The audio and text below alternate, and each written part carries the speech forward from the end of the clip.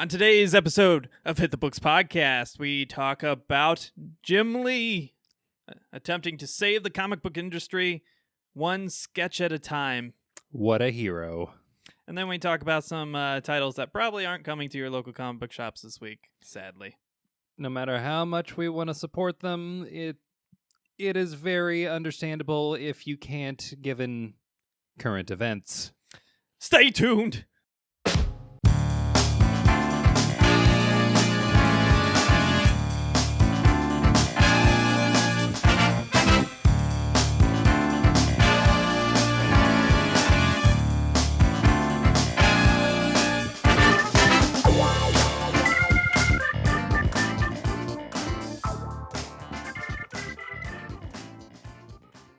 Hello and welcome to episode 51 of Hit the Books Podcast. I'm one of your hosts, Chris Holcomb. And I'm Emery Saunders. And we are here to give you all the saucy deets on everything comics this week. For those of you unaware, this is your weekly comic book podcast where Emery and I, and perhaps a guest, run you through the latest news, the new releases coming to your local comic book shops. Again, please, even in these trying times, however you can, please support your local comic book shops. And discuss a topic about the world of comic books for your amusement. If that sounds like a good time, be sure to hit like and subscribe and rate well elsewhere. It really, really, really helps us out. And of course, if you are so kind, you can also choose to support us on our Patreon, patreon.com/hitthebooks.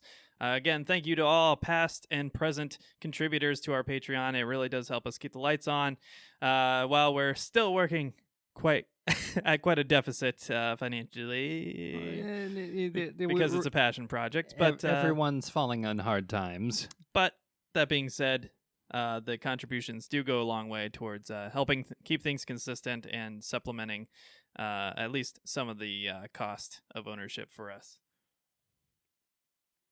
Some, at least for the time being. But of course, if you want to be a nasty freeloader, you're welcome to. We appreciate your viewership and listenership. Nonetheless, just please give us a little thumbs up or maybe suggest to your friends or spread the news, whatever you so choose. We'd be very, very, very grateful if you could just take a moment and do so. It really, really, really helps us out. Or even leave a comment below. Yep. Any kind of contribution is more than welcome, and we're pretty good about responding on our social medias and in the comment section if you do choose to participate in the discussion or submit questions. We have had quite a few reader-submitted questions for the topic of the show at the end of the show, of course. All right. I think that's everything. Nope. Remember, you can find us on YouTube, on Stitcher, on Spotify, on iTunes, on Podbean, and several other streaming services of your choice. Just go out there, find us. We're there. Hit the Books Podcast. Everywhere. Everywhere but SoundCloud. Except SoundCloud, because fuck SoundCloud. Yeah. It's a terrible streaming service. It's just awful. I don't know why RSS doesn't work with them, but it just doesn't. So we're not going to do it. So yeah. SoundCloud's not an option. Sorry. All right, let's get into the show. Emery, have you been reading, watching, playing anything? As a matter of fact, I did actually watch something last night. On Netflix, there is a little show called Lock and Key. A book that you have been a huge proponent of getting people out there and trying to read this book. Yep, absolutely love it. Such a good book. If you haven't read Lock and Key, you're doing yourself a disservice. Go out, pick a volume up. I'm sure it's on Comixology. I'm sure it's on other digital streaming services. Go read it. You owe it to yourself. And I am here to say, at least in Netflix show form, I'm intrigued. This actually makes me want to read a book. Good. As everybody should. Go. Go now. Read it now.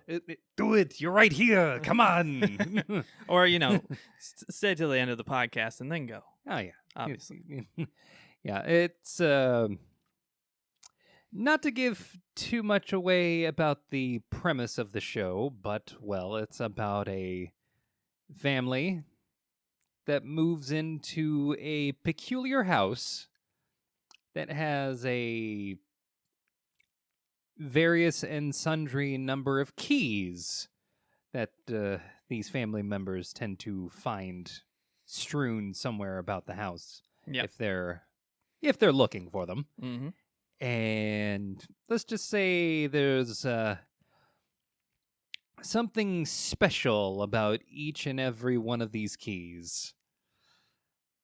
And the family in question is not the only interested party when it comes to these keys. Mm-hmm. Yeah, there's a lot that goes into it. I don't want to spoil anything. So, if you want to just watch the show, by all means. But I highly recommend you go read the comic book version of it first and then jump into the show. I haven't watched the show yet, but they've already confirmed it's going for a season 2. So that has already been confirmed. You don't have to worry about it being discontinued because you didn't watch the first season right away, which is always a good thing because then you can take your time. Yeah. So definitely go back and read the source material. It's it was a long run. It was a good run, but it's worth it. It's definitely worth it. They have it on Comixology Unlimited. If you're subscribed to that service, you can obviously get it on digital platforms. While we're in this quarantine period where most retailers are unfortunately not able to sell it to you. Obviously, if you can get it physically and you want to get it physically and support your local comic book shops, please do so.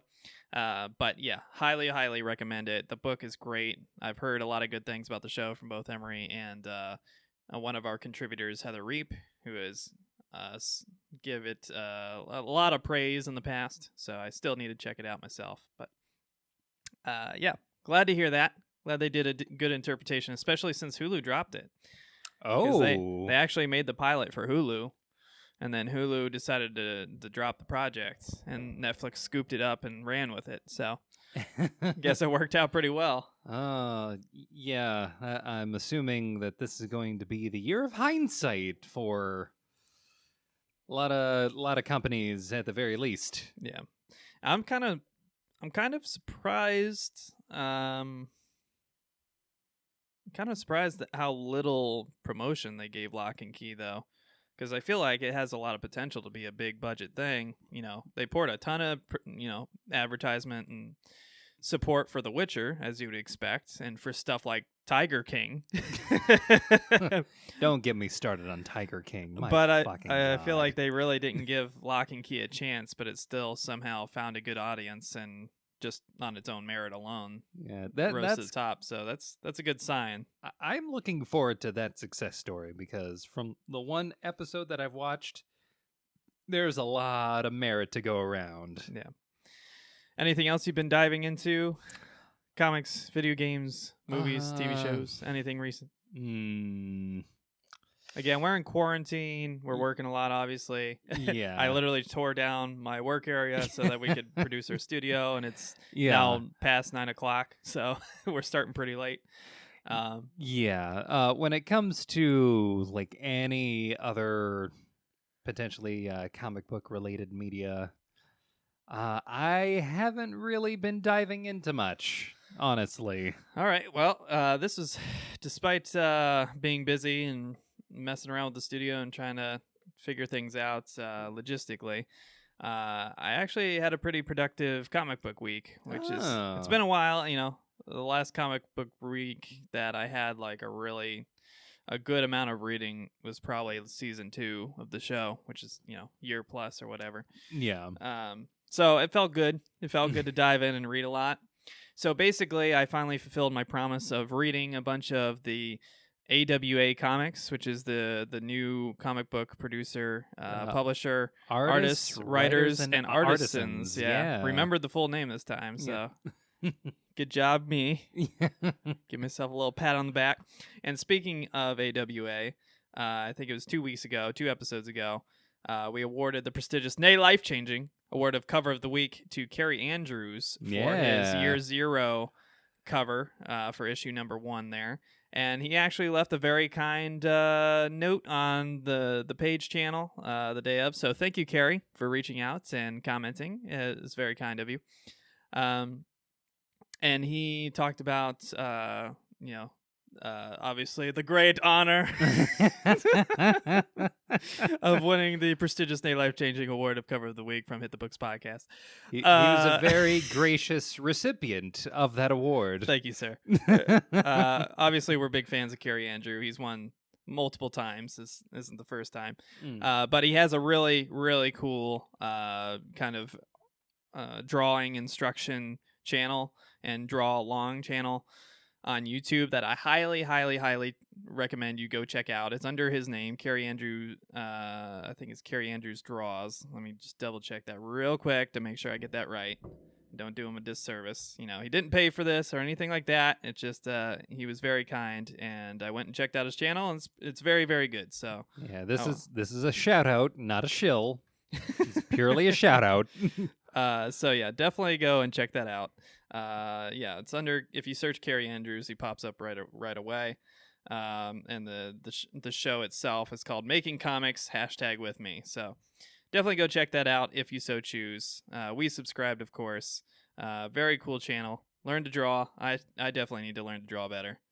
But just wanted to give him a quick shout out before we jump into what I've been reading from AWA, because that was very kind. Yeah. And it was heartwarming, and it made me feel all good and tingly inside. All right, so I'm just bringing up straight from the website. I actually did something bad in the way I did this, because... What did you do? Well, you know, we're supposed to review the comic covers, you know, for our segment, Did the Content Match the Drapes? Yeah. And of course, the one book I forgot to read was Year Zero, #1. And I didn't realize it till like 15 minutes before we started the show. So it was obviously too late at that point. Oof. So I apologize, Carrie. I gave you a shout out there, but unfortunately I didn't read the first issue of Year One yet. I read several of the other books from AWA. So I'm sorry. I will read it after this episode is recorded. And I will put it on Did the Content Match the Drapes next week. So look forward to that. Yeah, we are going to get to it. Yeah, so sorry about that. So again, basically all I did is I went to the website for AWA, which is awastudios.net, and went ahead and started clicking on the titles and then going to Comixology and reading them on there. The first one I read was Archangel 8, which we kind of joked about a little bit. Just because they had the solicitations for #2. Yeah, it's always confusing when the last part of the title is a number and then it's followed by the actual issue number. But it doesn't look like it's going to be a problem for long, because each issue is labeled something number of 5. So there's only going to be 5 issues. And I think that's a mistake. And let me tell you why. Because this book is fucking awesome. Word? Yeah.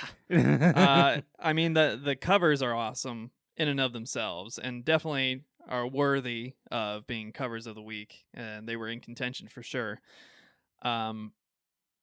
This is like if you combined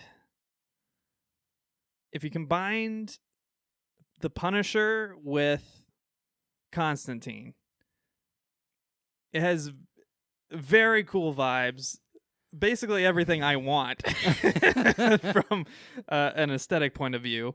And of course, you know, I'm an ex-infantryman. I'm a former sniper. So I like seeing the aesthetics, how everybody's, it's very militarily competent and the designs, which is usually not the case.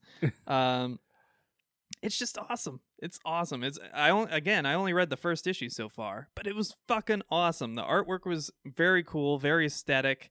You have stuff happening at the end of the issue. I felt like I had read like half of a run of a normal comic. So I felt even though it was the length of a typical book, it was content dense, and it's set up for a very cool and intriguing story, and definitely piqued my interest for what's to come in the future of this book. I did want to say one thing. The last panel It kind of gave me some Dogma vibes from the Kevin Smith movie. Oh God! In a good way. Okay. I mean that in a Okay. complimentary way because Dogma is my favorite Kevin Smith movie. But yeah, I just wanted to give that book a shout out. The writer on it is Michael Morashi, and the artist is C.P. Smith.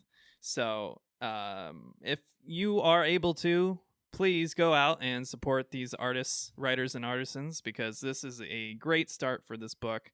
I'll just go ahead and read the description real quick. In a world beyond the sights of mortals, heaven and hell wage an eternal war for the soul of mankind. Principal among God's legion are 7 archangels written about in religious texts for millennia. But there is an 8th archangel, known only for passing illusions in Apocrypha, who operates under a different code. Fighting without God's sanction, he faces the enemy on his own terms and shows just how bad good can be. So, sets up very well. This sounds like the kind of thing that belongs in... It's like, imagine the Boondock Saints, that universe having its own like comic book that exists within it. This is the kind of thing that I would almost expect those 2 Irish brothers who go about killing people. This is the kind of thing I would expect those characters to read.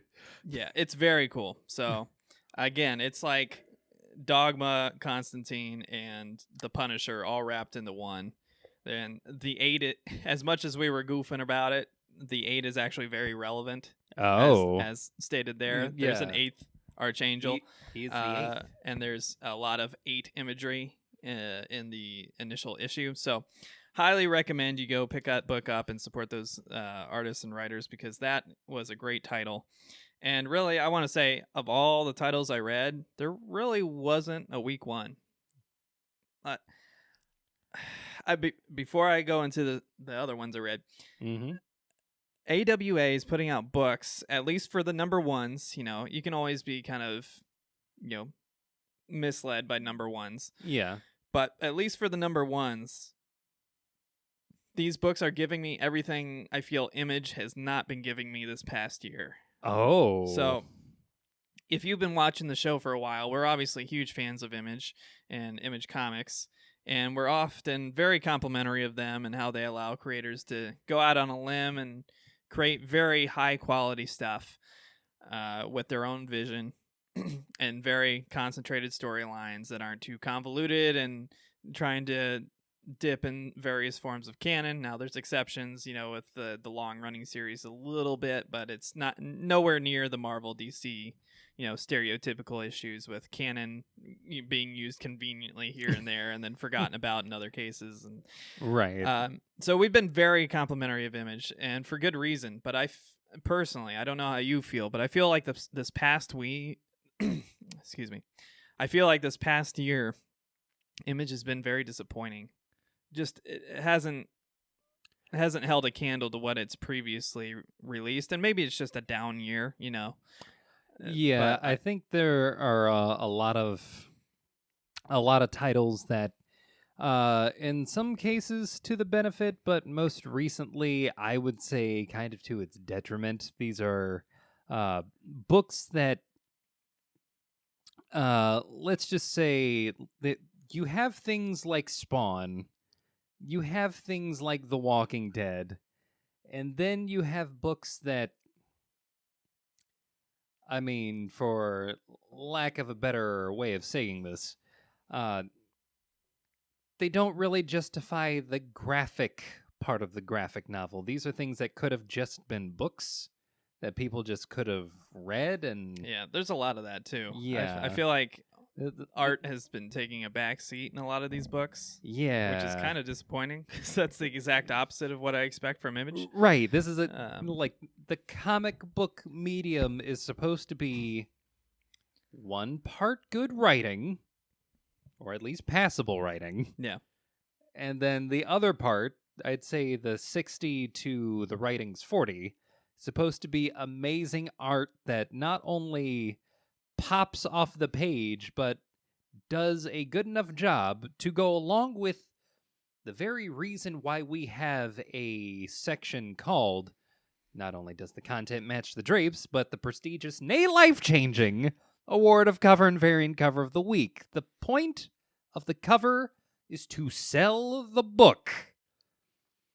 And I feel as though Image has kind of lost something over like the last year or so. Yeah, and just bouncing right off of that point, AWA seems to have the perfect blend of both, much like Image usually did in the past. So yeah, I kind of wonder how much talent got pilfered in this personal endeavor to create an independent, much more affordable for retailer published branch. But it's great. It's all of these books I'm talking about I liked. So spoiler alert, I liked others more than some, but I liked them all. There wasn't a bad one in the bunch of the ones that I read so far.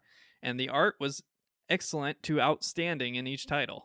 Not just the cover art, but the illustration as well. So that's a really hard thing to achieve. And I think they really blew it out of the park here with these first few issues. That is high praise. Yeah, I highly recommend you go out, pick up some of these AWA books. There's been a lot of other smaller brands that have launched in recent years, like Scout, and Scout's probably the biggest one I can think of off the top of my head. What was it? Scout, Titan, not Forge. Lion Forge. Lion Forge is it's newer, but what's the other one I'm thinking of? Aftershock. Aftershock's the one I'm thinking of. That's the one. They've been around a little while, but yeah. These are, independent publishers that became a little bit bigger and got a little bit more namesake, but never quite really got a strong start. I feel like AWA has a really strong start, and it sucks that they started right when this quarantine stuff is happening, because I feel like their books deserve to be out on the shelves more than anybody's right now. It's just excellent stuff. So moving on to the second book I read from them. This book is called Hotel, spelled Hotell, and then in the actual title, it makes it look like a motel sign, the neon, where the neon's blown out, so it just spells hell. Interesting. And this book was very reminiscent of the Hungry Ghost book that we talked about last week, which is a book by Anthony Bourdain. I thought there might be some artistic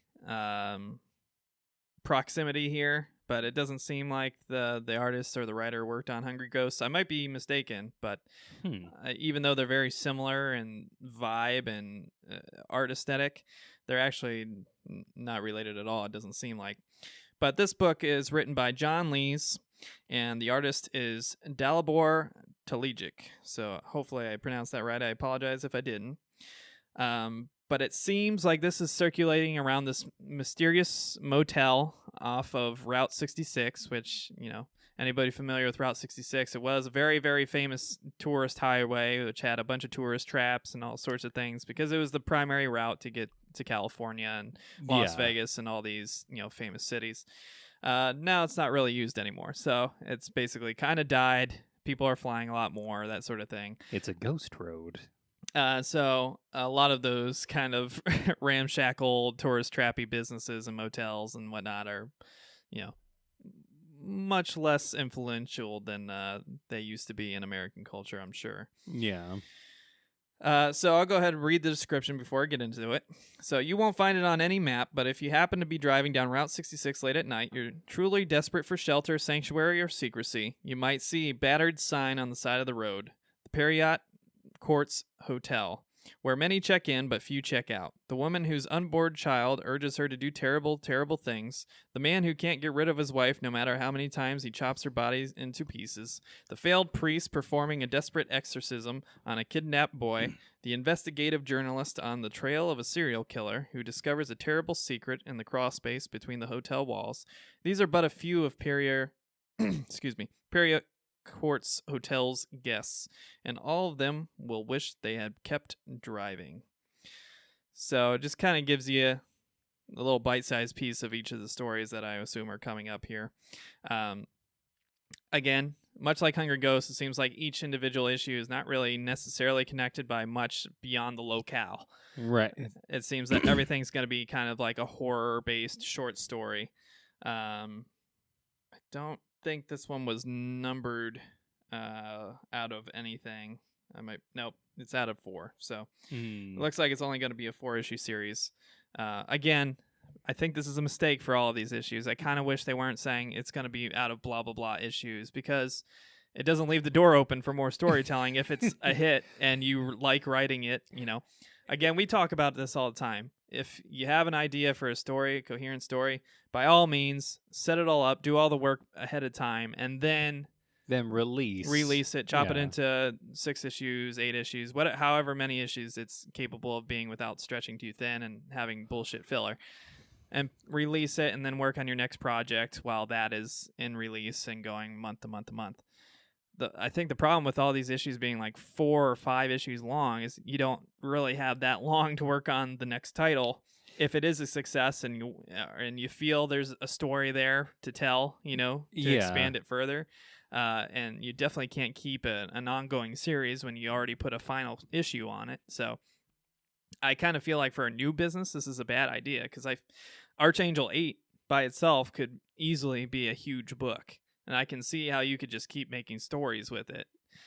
Depending on what direction this goes, maybe it's a very final ending, but I don't know, man. I just feel like for such a new company, you'd think you'd want something that's going to be there in the future that fans can count on and come back to. It's like a consistent book to come out. Very strange to be encountering a comic book company that has a series of products where we are, instead of saying, like, hey, you guys should know when to quit, oh my God, why is this going on for this long? We're saying, why are you already, like, announcing where this is going to stop? Like, we don't even know how much more of this we want, and so far it looks like we want probably more than you've already let on. This is...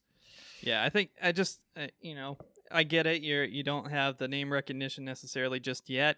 You're obviously releasing right at probably the worst time in recent memory. Yeah. Because nobody's able to purchase your books off the shelves. They're relying exclusively on digital interfaces in order to get your books at the moment. But I mean, as soon as the comic shops open again, I'm going out and collecting all of these number ones, because I think at least some of them are going to have some good value, and I want them just for my personal use as well. Like, I might buy 2 copies of the first ones of each one, just so I have a reading copy and a collectible copy. Yeah, I mean, it's great. Okay, I just have to say this: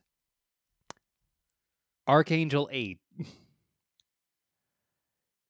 The balls you gotta have to put at the bottom of the page the words, "Even God needs plausible deniability."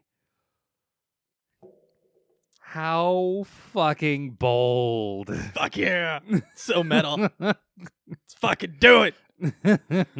Yeah, it's good. It's very good. Oh, man. Very, very good. Fucking sign me up. Sign me up for every one of these. So back to Hotel. Again, just kind of like bite-sized horror stories. It's fun.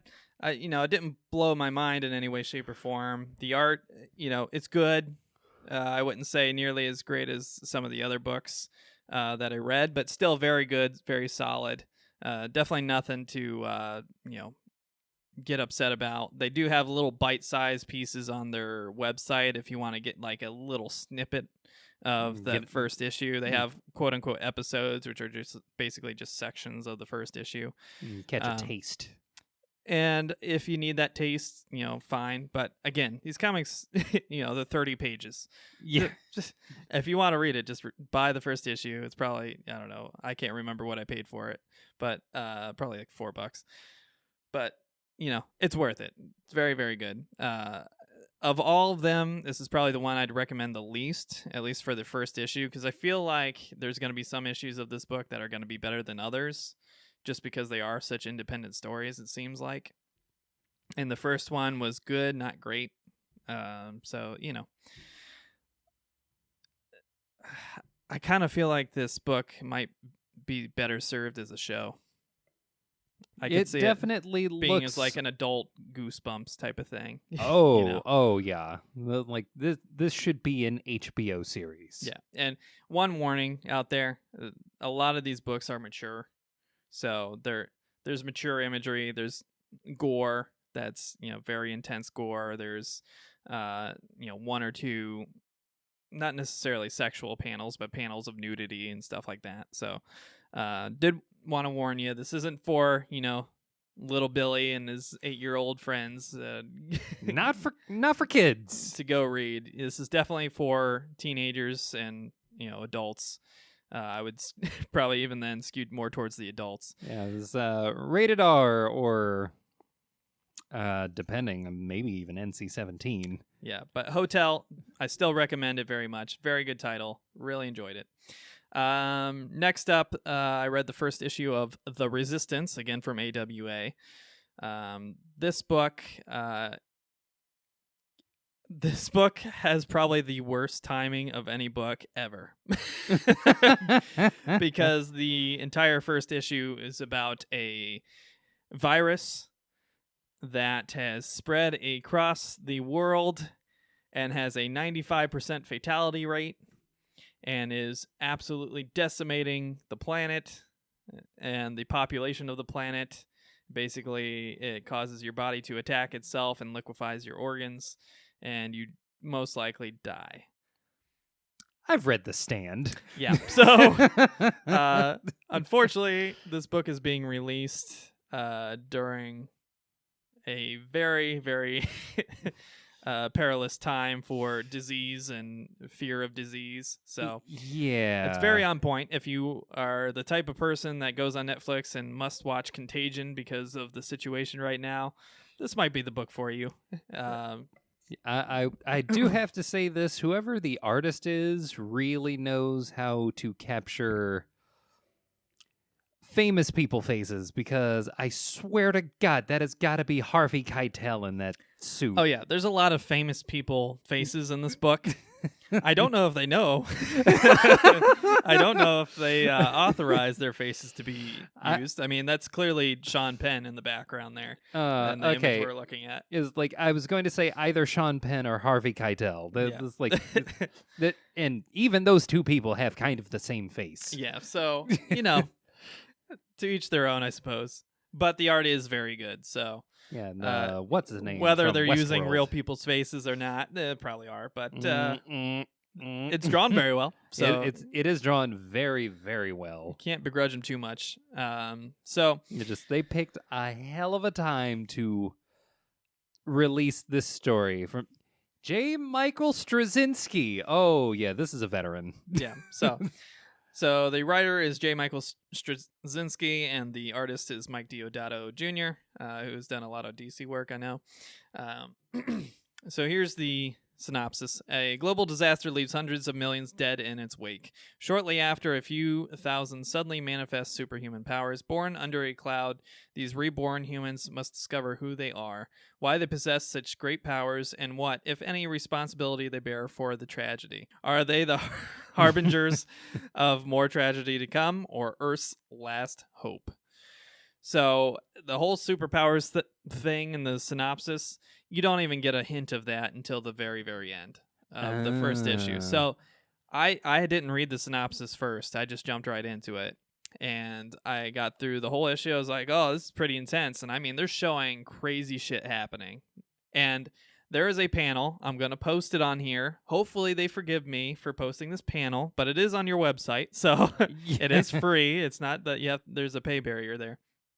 But I think it's the second page, and it shows like different parts of society reacting to the virus. The first one is like officials denying it. The second panel is, I'm pulling out of my ass right here, the memory. The second one's like televangelist pastor saying it's God's punishment for sinners and gays and whatever else.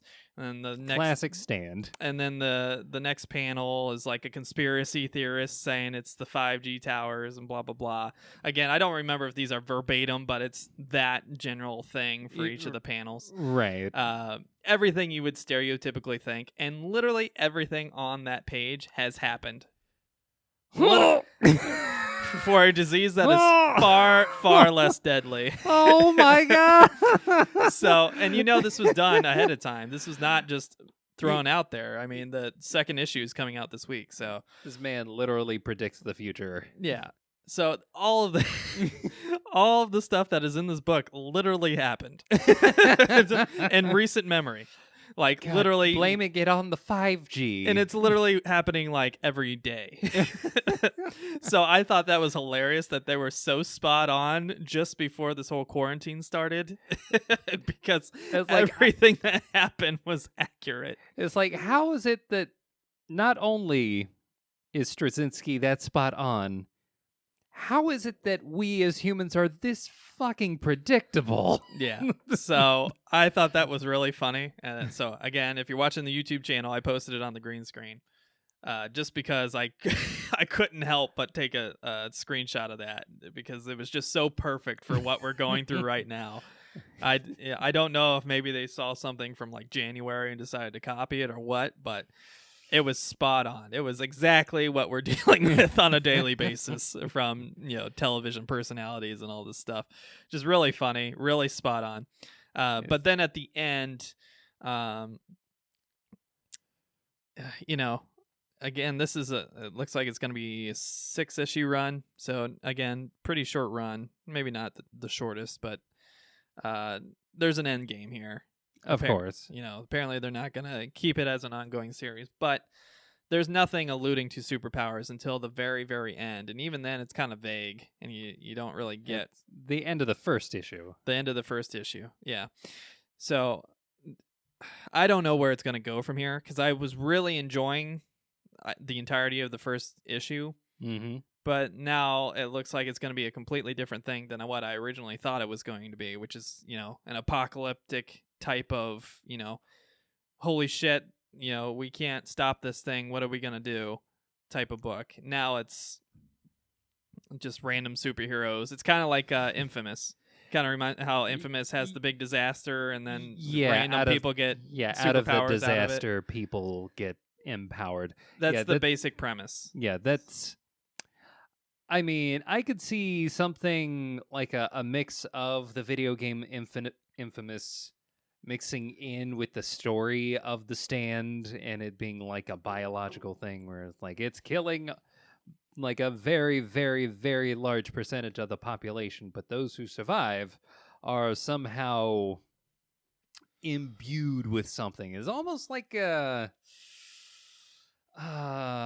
what's it? It's making me think of something, but like, what if a virus actually caused the X-Men as opposed to something like a virus trying to kill the X-Men? Oh yeah, for sure. Yeah.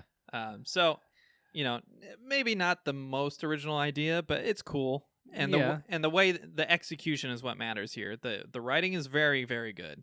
The artwork is very, very good, even if they may or may not be borrowing faces of people that actually exist. So a lot to like there. Obviously, talented writer and artist on there that have a good reputation.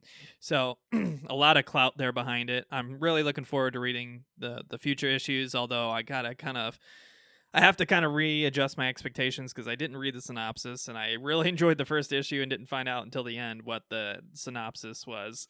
And that we were going in a totally different direction than I thought. So that's all. But again, very cool moments in it. Just like really shocking, like, wow, that actually feels like it could happen types of things.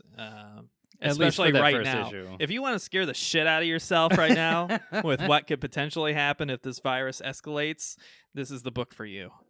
So yeah. Oh my God. You've been warned, but it's good. It's very good. The book I read after that, and this is the last one, I believe, if my memory serves correct. Let me double check real quick. Yeah, this is the last one I read. So Year Zero will be the next one. Again, I apologize, Carrie Andrews. You did a wonderful cover that won an award, and I screwed up and didn't read your title of all the new titles.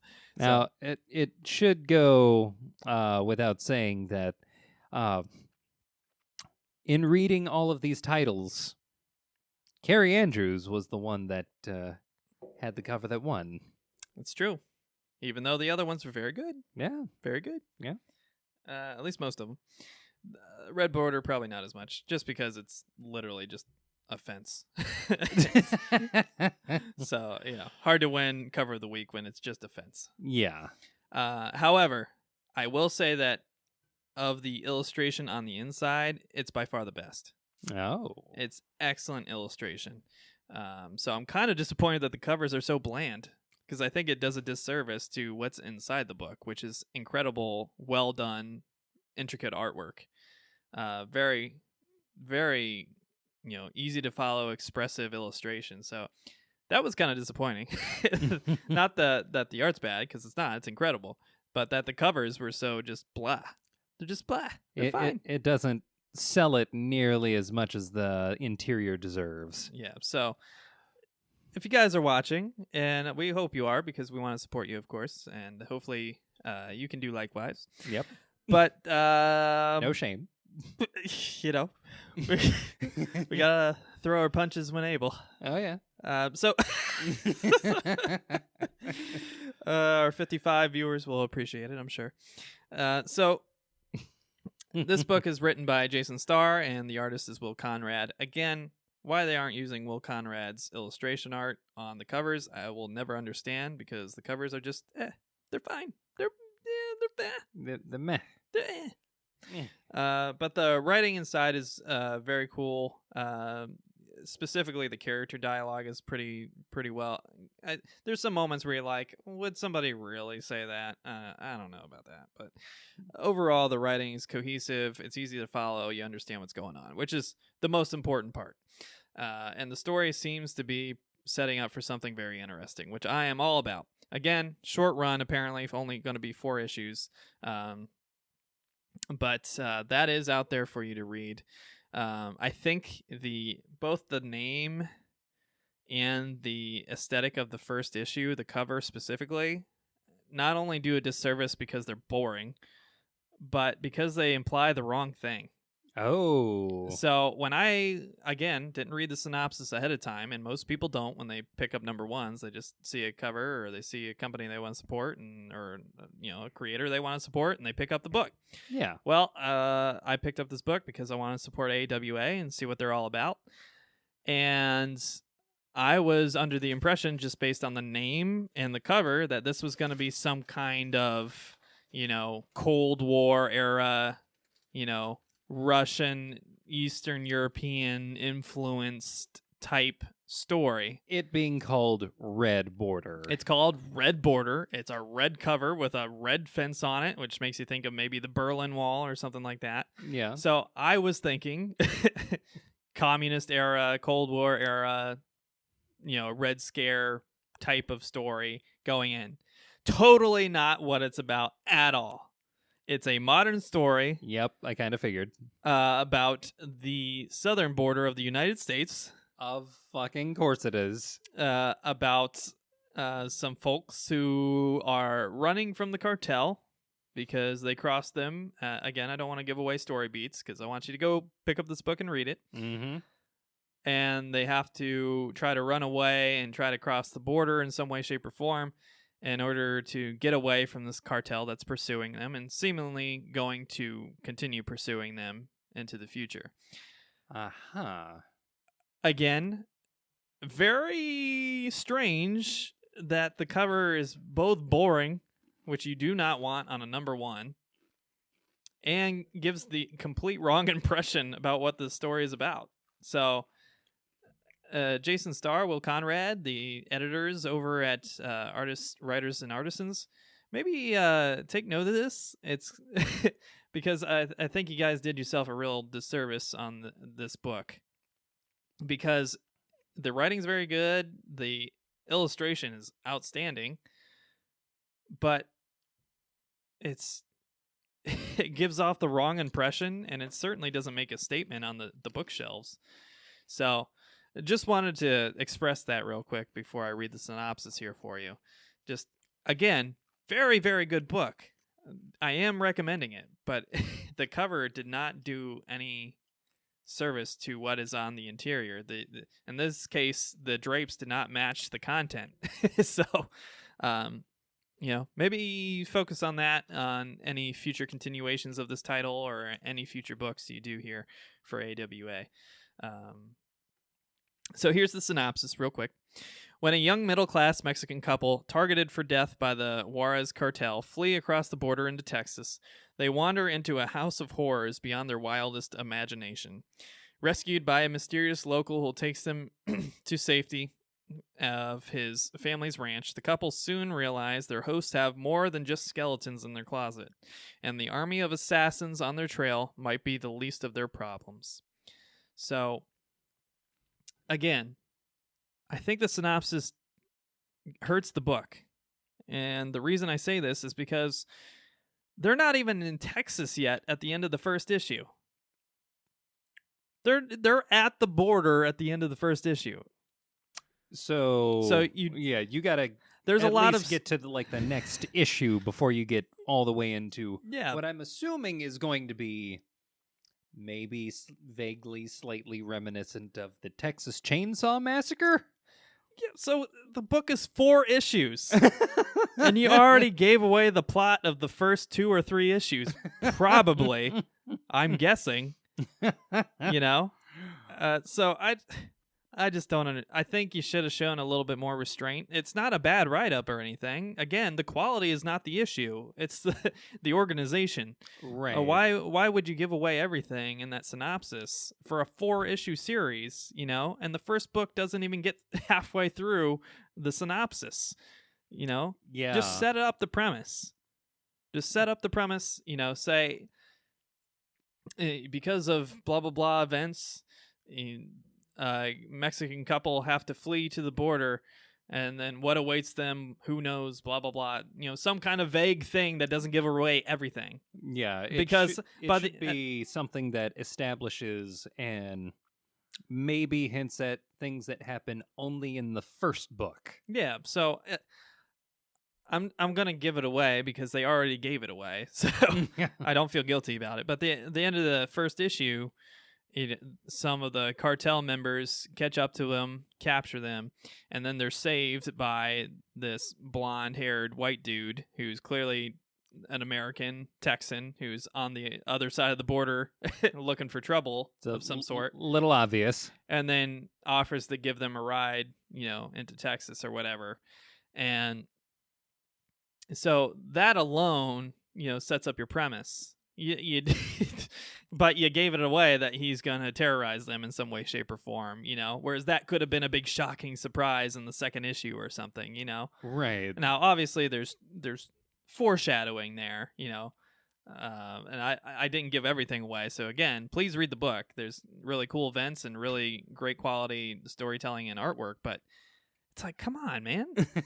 Well, it's like having a movie trailer and spoiling every story beat of the movie in the trailer and spoiling every surprise in the trailer, which they love doing.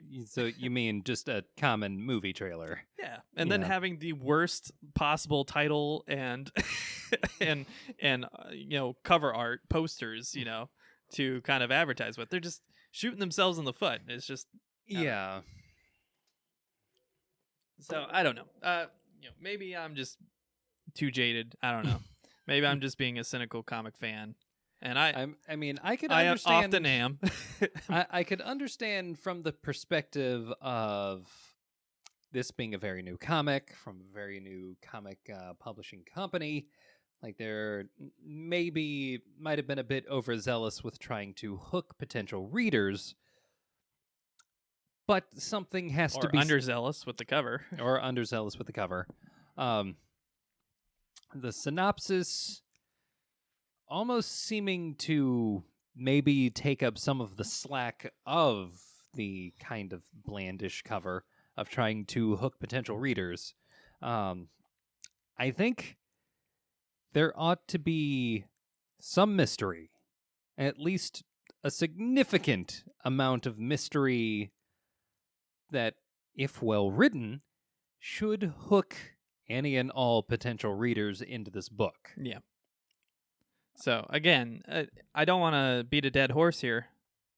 They obviously are quality creators, both the artist and the writer, Jason Starr and Will Conrad, but I don't know if it's an organizational issue. I don't know if they were the ones that, targeted this synopsis and this, cover art. It seems like they would be, since they're kind of an independent, new brand.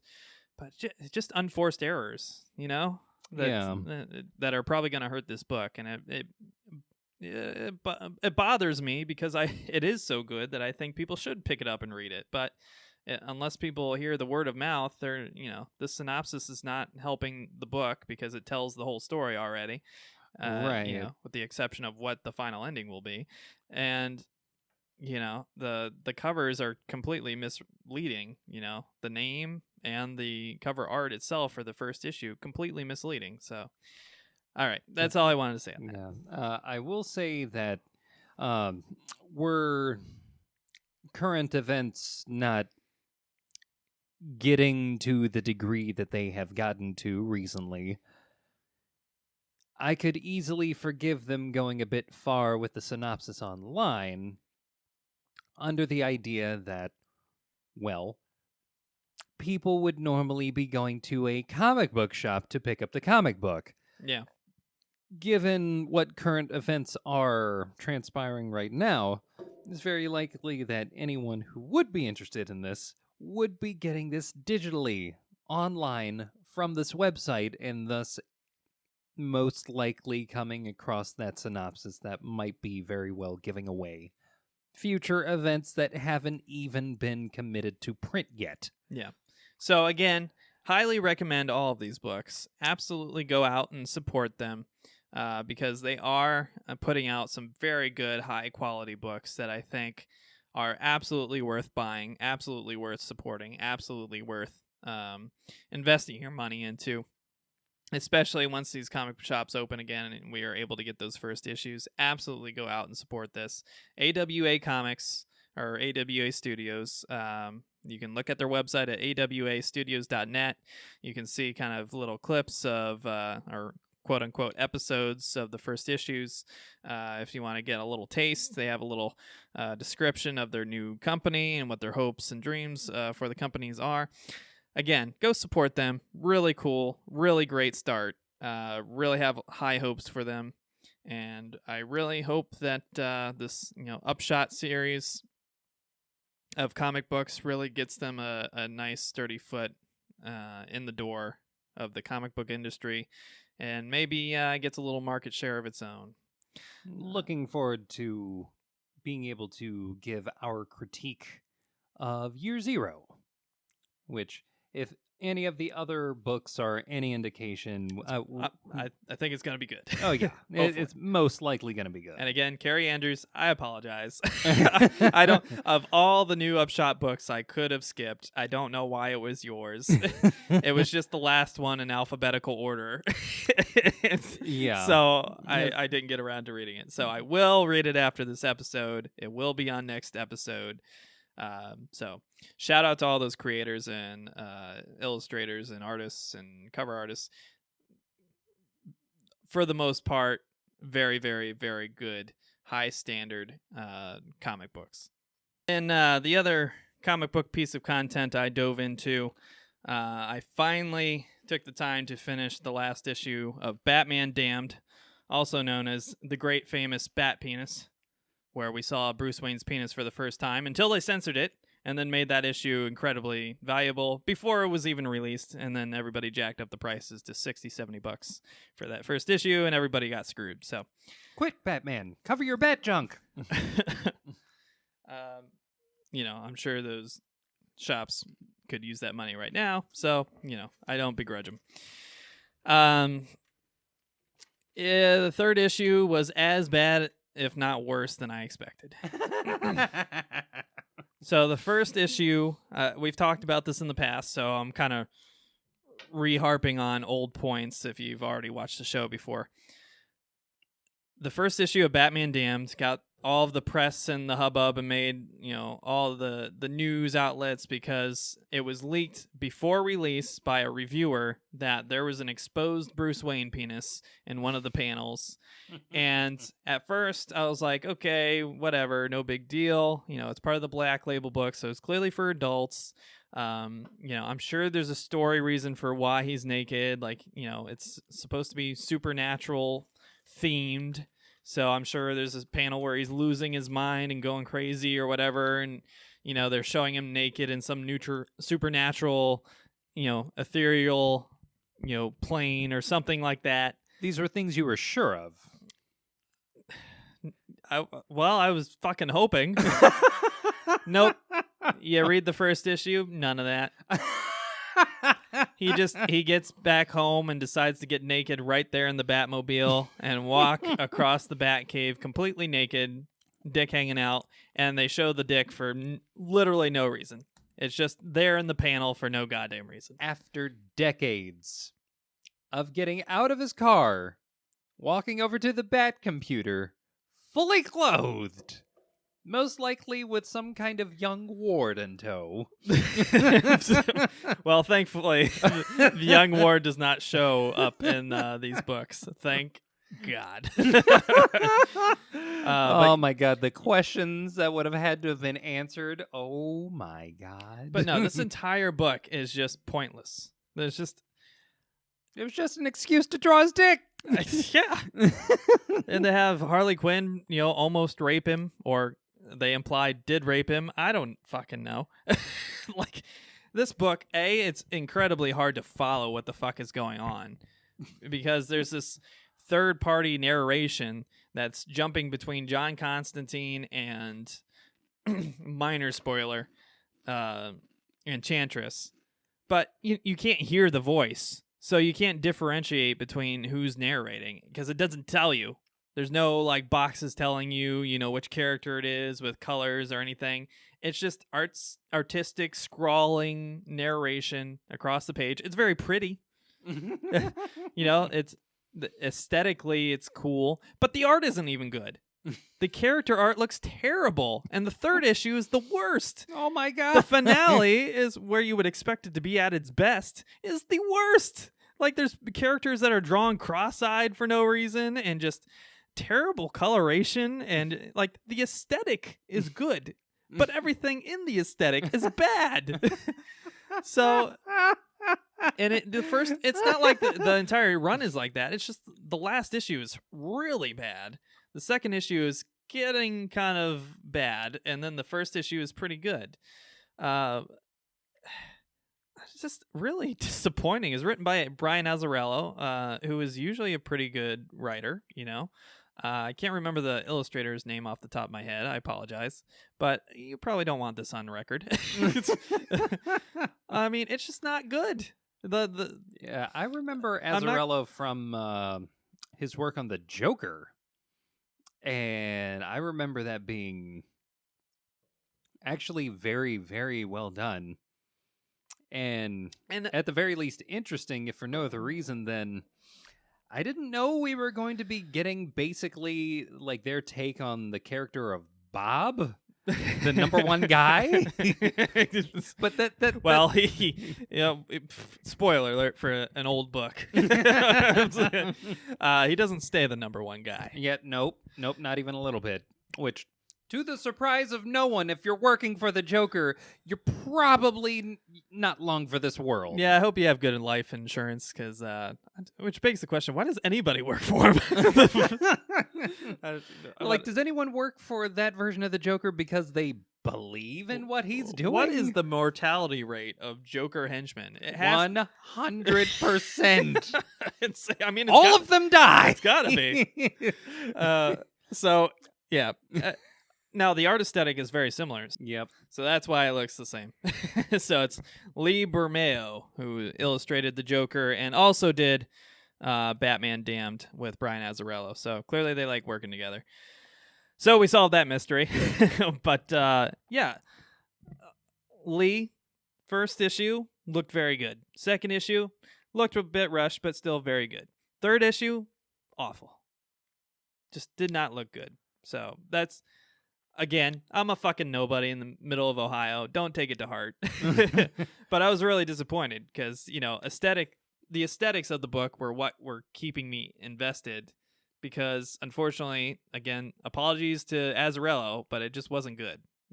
It wasn't good writing, wasn't good storytelling. It was impossible to follow. I mean, I had to reread pages several times over just to figure out what the fuck he was trying to communicate sometimes. There's really... There's cameos in there that I get. You have creative license. Why not throw this character in your own unique way? But they didn't serve the story, and it wasn't good. And like, they have Etrigan make an appearance, but he's a fucking underground rapper, and it's just stupid and nonsensical. Just It's like I get that Etrigan's whole deal is that yeah, he turns into a demon who rhymes. Just because he rhymes doesn't mean we have to turn him into like... I mean, he superhero took the Eminem. low-hanging fruit, I guess. I don't know. Again, I see the logic, See what they were trying to do, but it doesn't work. Yeah, And it's just not. It just doesn't work, and it comes to a very predictable ending that they hint through the entire 3-issue series. And these are large issues, so it's not like it's a standard comic. I mean, they're big books. But again, it's just, you couldn't make heads or tails. I still don't quite understand what Enchantress's role was in the entire thing. I still don't understand how the ending with Enchantress's interactions made any sense whatsoever. So there's just several things that just don't make sense. And then the end of the issue, I'm not going to spoil anything, but the end of the issue, it's like, that's the conclusion. That's what we built this all up for.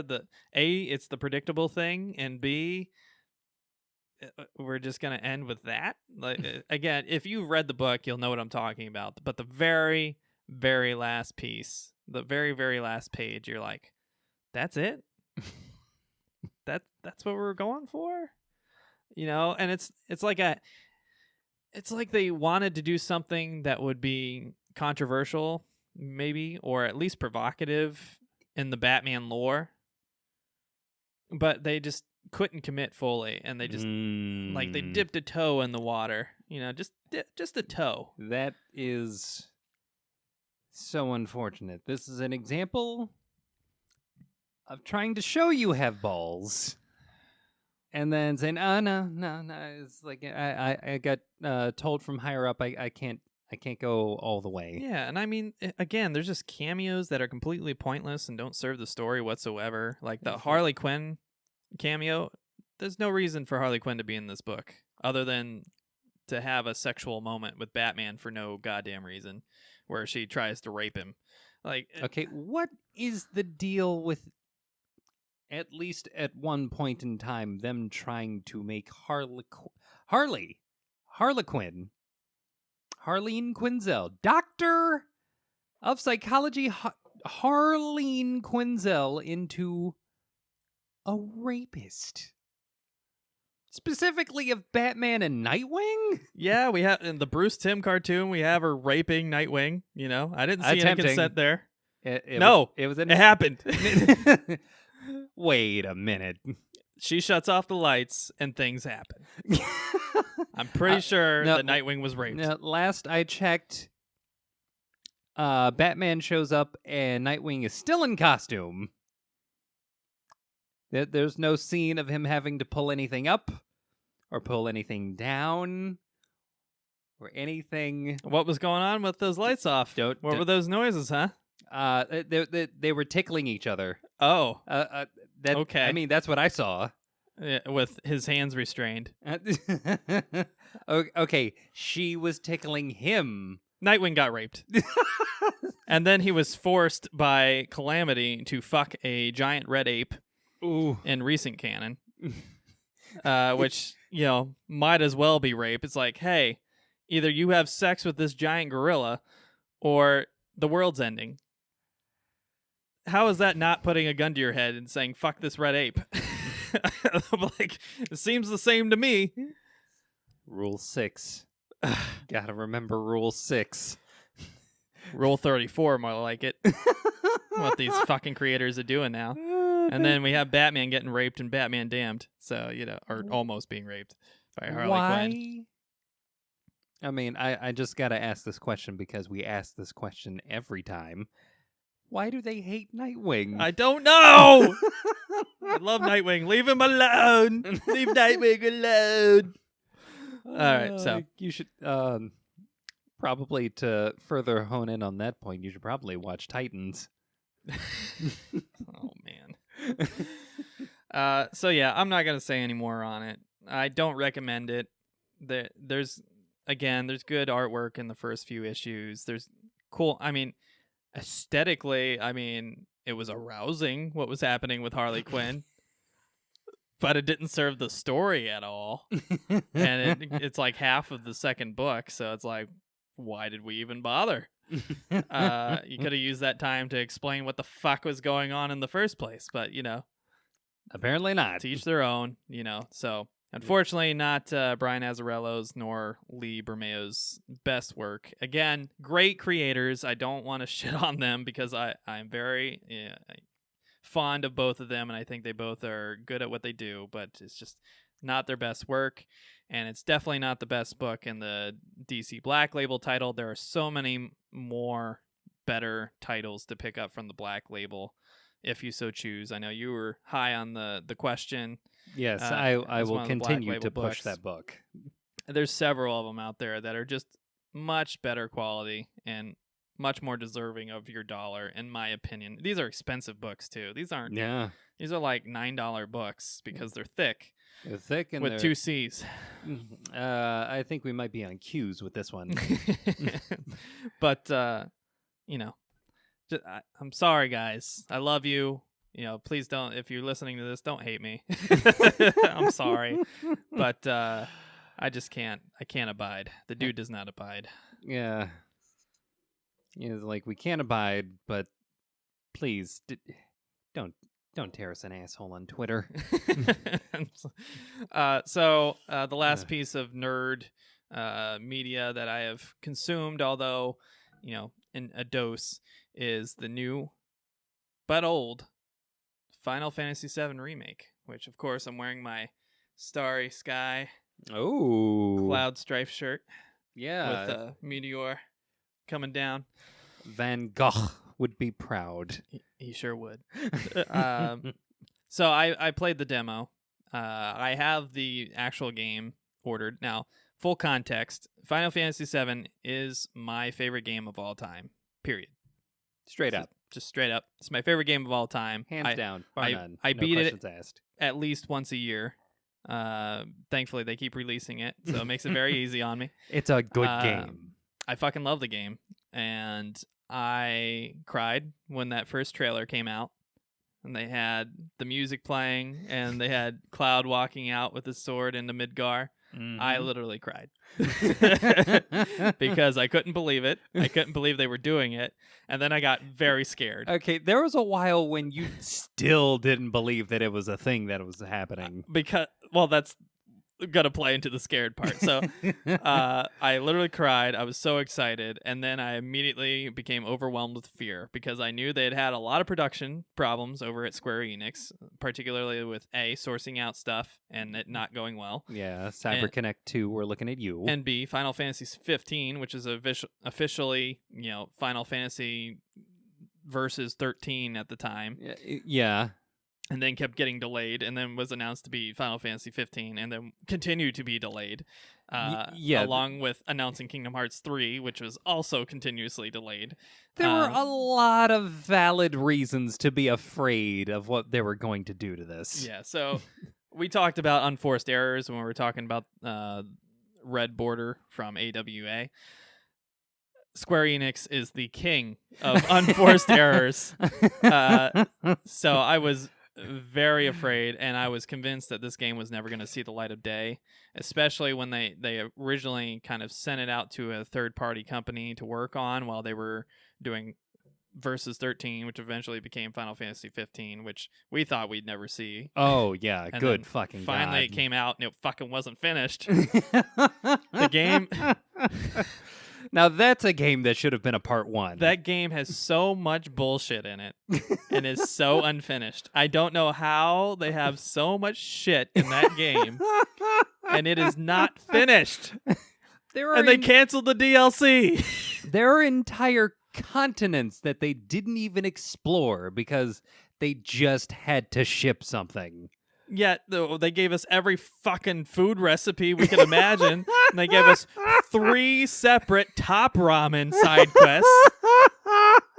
And they had to put every stupid, fucking fashion name clothing line in it. And that's when they weren't shilling for fucking camping gear. Yes. It's like, what Coleman? What are you doing? What the fuck is Coleman even doing in this universe?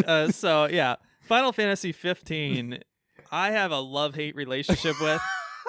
Because on one hand, I enjoyed playing it. Yes. There's a lot of good things. The character interactions between the 4 main characters is fun and heartwarming, and it's kind of jarring at first until you get used to the voice actors, and then I mean, there's a lot of, and I never thought that I would be one to say that there's homework. This game comes with homework. It's so unfinished that you have to watch a movie. And then you also have to watch an anime series to even know what the fuck is going on at the beginning of the game. You are starting into a story. Like when you get this game, you start in the middle of a story in progress. Yeah. A story that's so in the middle of itself that there is homework that you need to do just to understand why these people even know each other in the first place. And then there's DLC that continuously gives you what's happening on the side. And then it goes back and tells you the entire reason for the beginning of this thing in the first place. Episode Arden. Literally, not only should it have been a part of the movie, but getting to play as the villain of this game somehow manages to be far more exciting in hindsight than playing the main game itself. What the... Yeah, I could go on forever about that game. I could go on forever. Again, there's a lot of things to like. The battle system was kind of revolutionary and cool for Final Fantasy. It was. The characters are cool and likable, and they have heartwarming stories between each other, and the interactions are incredible, and they feel natural for the most part. They're the Ninja Turtles. There's fun... Yes. There's fun little interactions. There's good story beats. But again, it's like a half-assed story because it's never finished. And there's too much shit in it. Just shit that it doesn't respect your time at all. It's just shit that doesn't need to be there at all. Absolutely needless shit. It's not fun. It's just wasting time. It's for trophy hunters that want to make this game 5,000 hours. I hate this game, but I love this game. And I don't know. It's just a shit smear of a title on the record of Square Enix. There is a dungeon devoted specifically, entirely to traversal. No combat at all. Yep. A thing that's only available to you after you beat the game and unlock the part of the car that turns it into a plane. For reasons. Because that's just the thing that we can do. That wouldn't also completely break the story if it were available at any part during the story that's And then the reward isn't fucking worth it. It's a fucking brutal dungeon. It's like, you're in the dark 90% of the time. You can't fucking see anything. You can't tell where you're trying to go. The place you have to go is near impossible unless you're just jumping to your death and taking a chance left and right. It fucking sucked. And the artwork that's even shown in that dungeon, it only raises more questions. Yeah, so... God. And they can't really do a sequel unless they do the Final Fantasy 13 and say, none of the other story beats fucking matter because now we're in a different dimension and now she's basically God and now what? This is how fucking absurd the entire proceeding of Final Fantasy 15 is. there is DLC to an unrelated game that is, in no uncertain terms, a beef being called out between the person who was tasked with finishing the game and subsequently fired and the person who originally came up with the concept in the first place, who said, oh, yeah, you guys finish this. I'll work on Kingdom Hearts, and you guys, good luck with figuring out my bullshit. Oh, you guys couldn't figure it out? Fuck you. I'm going to make DLC to the game that I was making that references the game that I let you guys work on. That is basically me saying I should have just gone back and handled it. You guys fucked up. I dare you to let me do this shit again. I mean, as a company, it has to be one of the most embarrassing endeavors that they have ever taken. And then they followed it up with Kingdom Hearts 3, which doesn't have any fucking Final Fantasy characters. The one thing that was like the selling point for Kingdom Hearts as a series was Disney characters interacting with Final Fantasy characters. And guess what? There's no fucking Final Fantasy characters! And most of the Disney characters are Pixar characters! It's like, this is what happens when you try to, with a spoon, scoop out the peanut butter out of a Reese's peanut butter cup. But don't worry, we made DLC. We made DLC with Final Fantasy characters, you fucking dorks. Come and give us your money, haha. You fucking idiots. You waited 10 years for this, huh? Gosh, I hope we don't do something as bad as Final Fantasy 15. So, now, I have it sitting on my hard drive because I haven't even bothered to start it. The moment I heard there was no Final Fantasy characters in it, I was furious. And I haven't played it. So, and I waited 10 years for it, and I probably won't play it.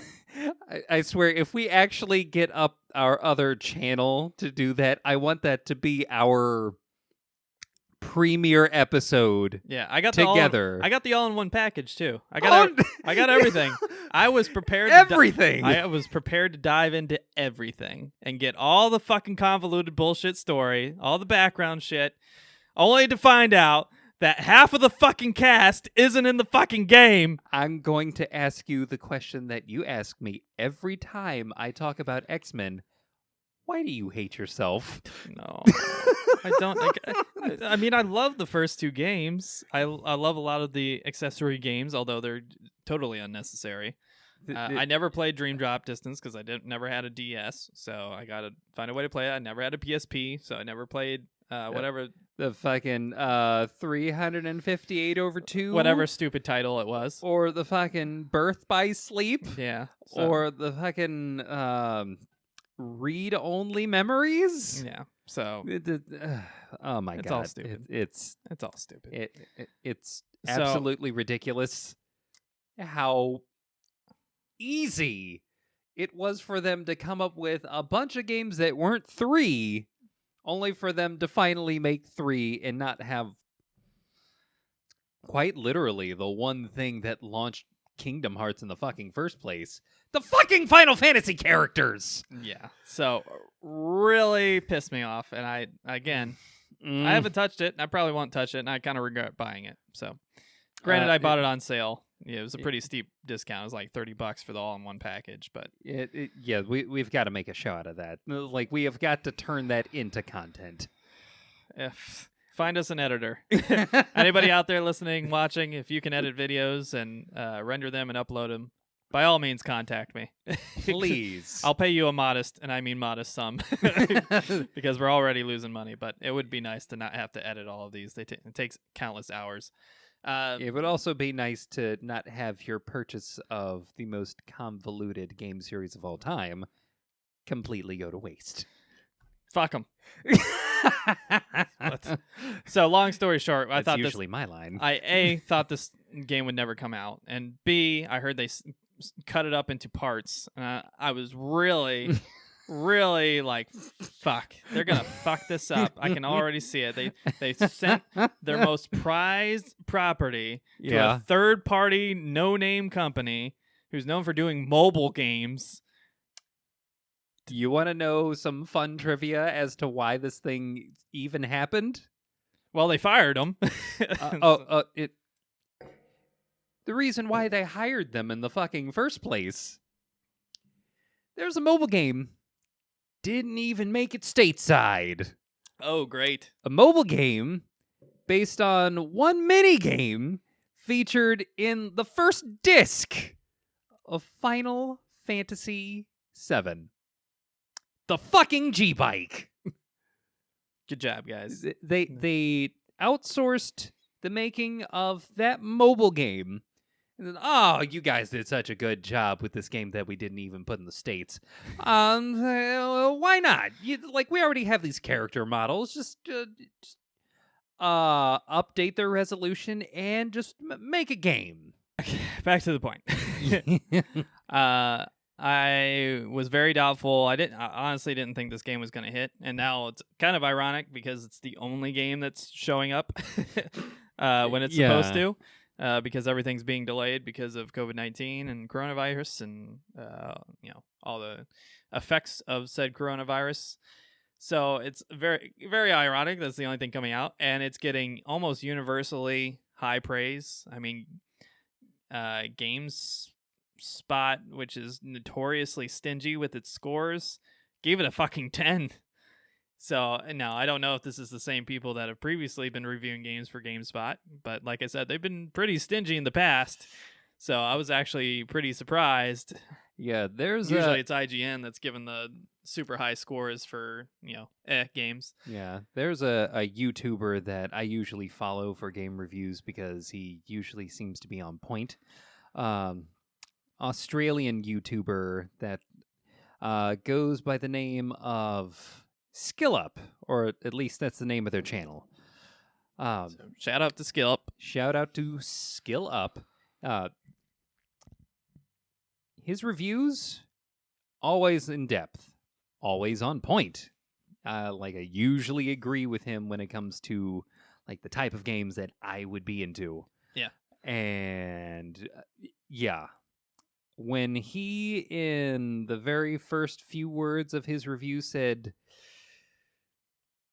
they pulled it off. I mean, so here's the thing.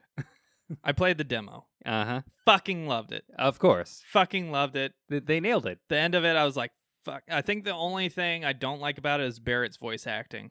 And I've heard a lot of complaints about this, so I'm not the only one, thankfully. But again, I think it's a Square Enix thing. Because they have very cringeworthy voice acting in basically every game they release. And I don't know why. It's not their strong suit, unfortunately. Especially when they have black characters. I feel like black characters is where they really miscast the most. Yeah. They seem to always have a really terrible stereotype. Okay. But it's not even... I don't know. It just doesn't even match the character half the time. In their defense, specifically for Final Fantasy VII, this is basically asking someone to be Mr. T. Which is fine. Which is fine. But I don't think the guy pulls it off. I didn't have as much of an issue with it just because it seemed like he was going about as over the top as one would expect for voicing anyone even resembling the character of Barrett Wallace. I don't know. It just sounds so fake. Like he's forcing it too much. And his voice is not deep enough. I mean, for the size of the character, Barrett's huge. You expect him to, and he's got this big barrel chest. You expect him to have a deep, gravelly voice or something, But he's not. He has my tenor voice, but it's being forced. It's like me voice acting Barrett. Like, oh yeah. Listen here, Merc. Like, all right. Doesn't match the profile, I guess. I don't know. Yeah, I don't know who all auditioned for this role, but the guy they picked so far, at least in my personal opinion, is about as on point as could be expected of Square Enix. That's fair. But yeah, I don't know what it is. It's like Netherrealms. Netherrealm is terrible at certain sound design. Not all sound design, but like certain things like lightning or anything electrical or anything that's like a laser or something. It just always sounds terrible. Just really bad. For some reason, Square Enix is like that with voice actors. I don't know if they just don't have the same kind of process for auditions because they're a Japanese-based company, so they assume anybody that can speak English is good enough. I would put that on the localizing team.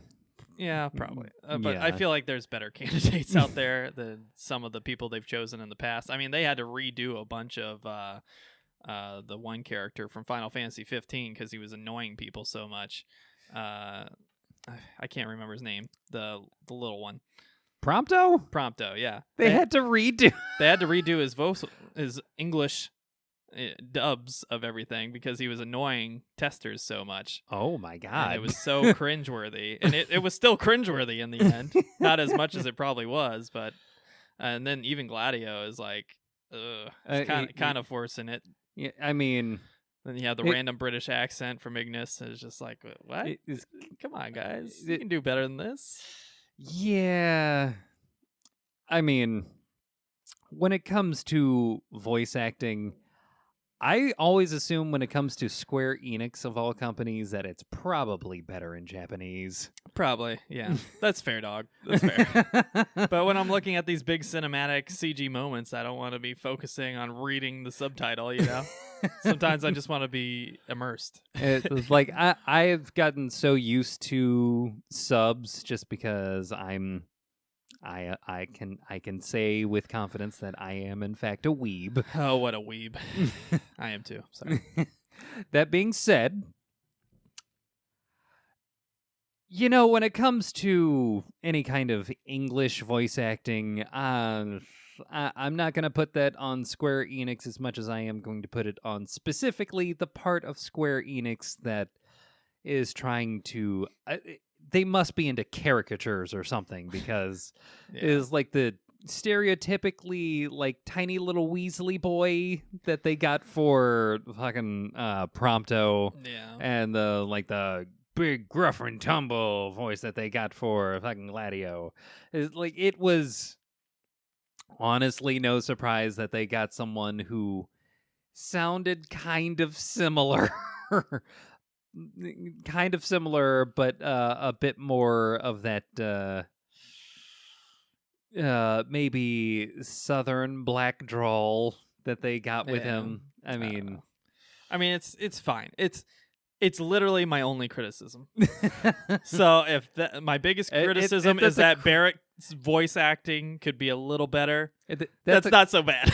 Yeah, that's a criticism of the demo. For a game that has a ridiculously high expectation because of what it is, the which expectation for a lot of people literally is the greatest game of all time, especially me. Yeah. If not the greatest, a lot of people's favorites. You know, one of the favorites in the Final Fantasy series, which has a lot of awesome titles like Final Fantasy VI, you know, previously Final Fantasy 3. Yeah. You know, it's real popular. A lot of people like Final Fantasy X, which I feel I'm a little bit more lukewarm on, even though I do like it.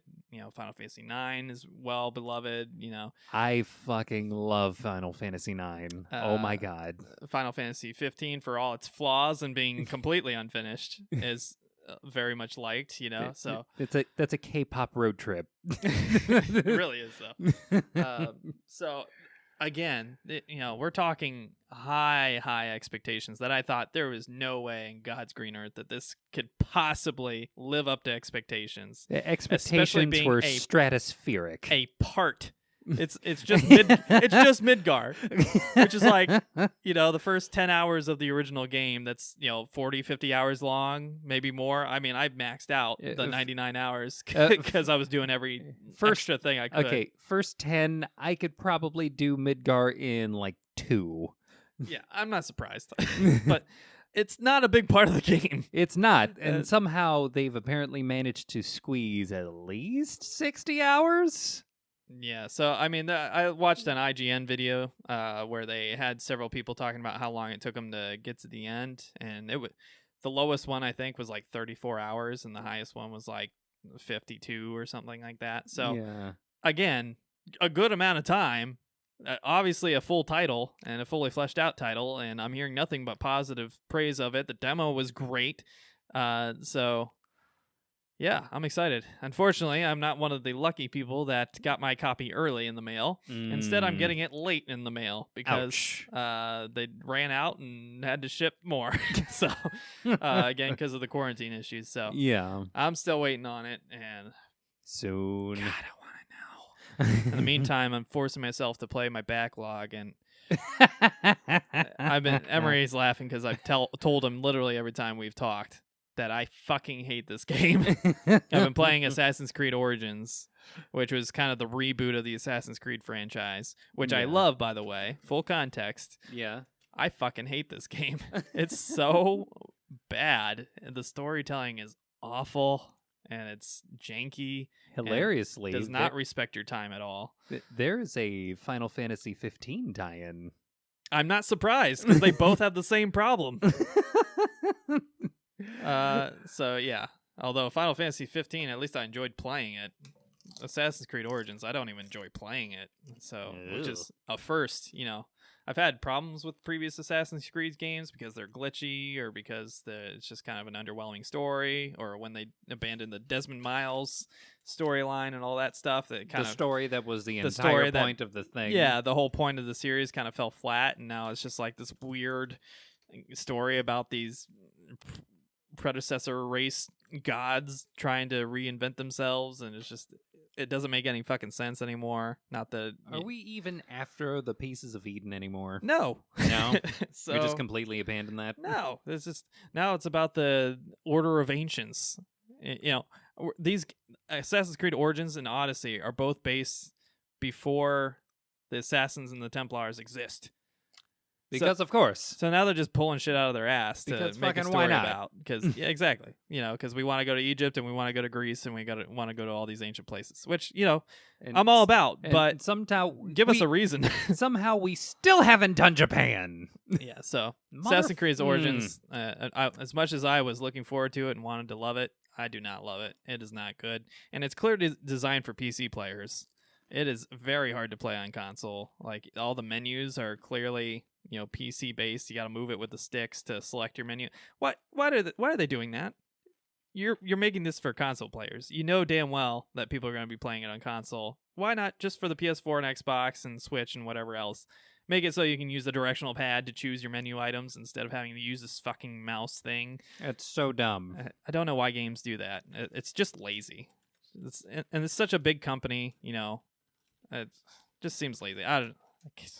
They usually don't have this problem when it comes to making a game console friendly. Yeah. So I'll end that part there. Now, again, this is a pretty short show. Our topic of the show is basically talking about this new publisher, AWA. So there won't be a topic of the show today. We're already an hour and a half into the recording. What it edits out down to will probably be like an hour and 20 minutes or something. But so let's go ahead and get into the news, talk about the new releases that may or may not be coming to your local comic book shops, and go from there. Because we've given you plenty of content to ponder, I suppose. Much to talk about.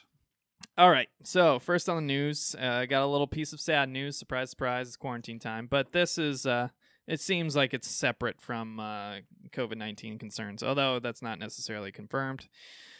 First up, again, big shout out to Newsarama. We get a lot of our news from them because they cut through the bullshit, and they have really good editors over there. So shout out to Newsarama. Definitely go check out their website, newsarama.com. This one from Chris Arendt, announcing Mads Mort Drucker has died at age 91. So Mort Drucker, who is famous for being a very long-term caricaturist and artist for the Mad magazine, famous for drawing many of the Mad characters and caricatures of famous people throughout his tenure there. He actually started his career working for what was eventually became DC Comics, and worked on Debbie Dean Career Girl, back in 1929. So obviously been in the industry for a long, long, long time. They did not confirm what the cause of death was. He's a ripe old age and lived a good long life, so it could be a number of things. It could be COVID-19 related or not, but it doesn't seem so based on the fact that they're not releasing the cause of death. He did win in 2014 the National Society of Cartoonists Medal of Honor, which is a great, outstanding achievement for such a successful artist in the industry. So wanted to give a nice shout out to him. Heart goes out to his family members. Hopefully he rests in peace. And thank you for your art and your contribution to our great comic book industry. You will be missed. Next up, just following up on something we reported on a few weeks ago. Jim Lee has been doing his 60 days of drawings, basically as a charity endeavor. He's been auctioning off sketches, basically pencil and ink drawings that he has done every single day based on buyers' requests for the next character to be drawn. We're I don't know, a week and a half into it basically, and they've already raised over $100,000, and several other artists have actually been jumping on board to do one or two additional drawings for them. Again, signed original drawings, not prints, that are being auctioned. And the first one was Nightwing, so of course I was like, fuck yeah, I'm jumping right into this. And I pulled up the page, and it was only an hour in, and it was already over $2,000. And I was like, welp, never mind. Absolutely not. I wish I had the money to do so, but no. But he's done some awesome. I mean, it's Jim Lee at his best doing these images. And again, the guy works so fucking hard. He's currently the head of DC Creative. He's dealing with all these problems with Diamond. He's trying to figure this stuff out and keep his artists and writers employed, I'm sure. And struggling behind the scenes. He obviously has his YouTube channel, which you can watch him draw and do instructional videos and have Q&As with fans. He's just doing everything. So shout out to Jim Lee. We always talk about how overworked he must be. We've commented on some underwhelming covers he's done in recent months, but again, we don't necessarily think that is really showing what Jim Lee is capable of, because these awesome illustrations clearly illustrate something otherwise. Oh yeah. So again, if you're interested and you have the financial ability, by all means, go and check out his social media pages, specifically his Instagram page. There's links to the eBay, the outlet where you can actually go and bid on these drawings. He posts them and lets them proceed through auctioning for 3 days, so it's a good amount of time to get in there and try to score yourself a unique piece of art from Jim Lee himself. And of course, several other artists and illustrators have jumped in to contribute as well. I think the most famous recent one was Raphael Albuquerque's version of the Phantasm from Batman and the Mask of the Phantasm. Is that what the movie's called? Yes, to remember. Batman Mask of the Phantasm. So, fucking awesome. Just an awesome piece of artwork. Definitely worth the money, and it fetched a nice high bid. The highest auction bid so far has been $17,300, and that was for Jim Lee's Batman Red Rain rendition, which is awesome. Absolutely go check it out. My favorite one personally is either the Dead Man one or the Dr. Fate one, both of which are just brilliant, just fucking awesome. Wish I had the wallet to afford what they've been bidding for, because they are outstanding pieces of artwork. Would really like to see a few more female options getting posted. It seems like people keep suggesting alternate versions of Batman. We've had like 4 different versions of Batman already, even though he said he didn't want to repeat characters. So Yeah. there's a lot more DC canon than Batman. So please start doing some other stuff, please. But that's just me being greedy because I want to see it. Obviously, I can't afford to own it. Right. Although if the opportunity presented itself, I would certainly bid on this. Again, it's all for charity. Basically, all the money is going towards helping to sustain and refund these local comic book retailers that are obviously struggling very much with the diamond closures and just trying to keep the lights on and keep their employees fed, because they, in many states, they can't even do business. They don't have a choice. Ohio's one of them. Here in Columbus, Ohio, we have tons of great comic book shops that are unfortunately trying other means to just stay afloat. World's Greatest Comics has been doing auctions every Tuesday at 8 p.m. on their Facebook page. Laughing Ogre's been doing mail order stuff, and one of the fans of the shop and supporters of the shop actually posted a GoFundMe that our show contributed to on their behalf, because of course we love the guys over there and they do great work. There's several other comic stores in the city that are trying different avenues, again, mostly trying to sell stuff through eBay or whatever, just to get a little something to, pay the rent, Yeah. So it's like a lot of shops have already closed. Another good website, bleedingcool.com, they have a lot of great articles, and they were posting articles about famous comic shops that have closed permanently because of what's been happening, and it just tears your heart out because some of these shops are just so good, the people are so good, and just it just sucks. It just fucking sucks. Yeah. There's no way around it. There's nobody necessarily to point fingers at or blame or anything like that. You can try to blame Diamond, but even Diamond, you kind of understand why they did it. So it just really sucks for everybody involved. So hopefully most of the shops get through this and survive and keep their head above water. But obviously it's already seriously affecting several shops as it is. So definitely go out and support this endeavor if you can. And of course, if you can't, enjoy the awesome art that is being posted, because it's definitely worth taking a look at and at least sharing or something like that if you can. So just wanted to talk about that real quick because, let's face it, there's not a lot of news that isn't depressing. So Right. Image Comics has released an official statement.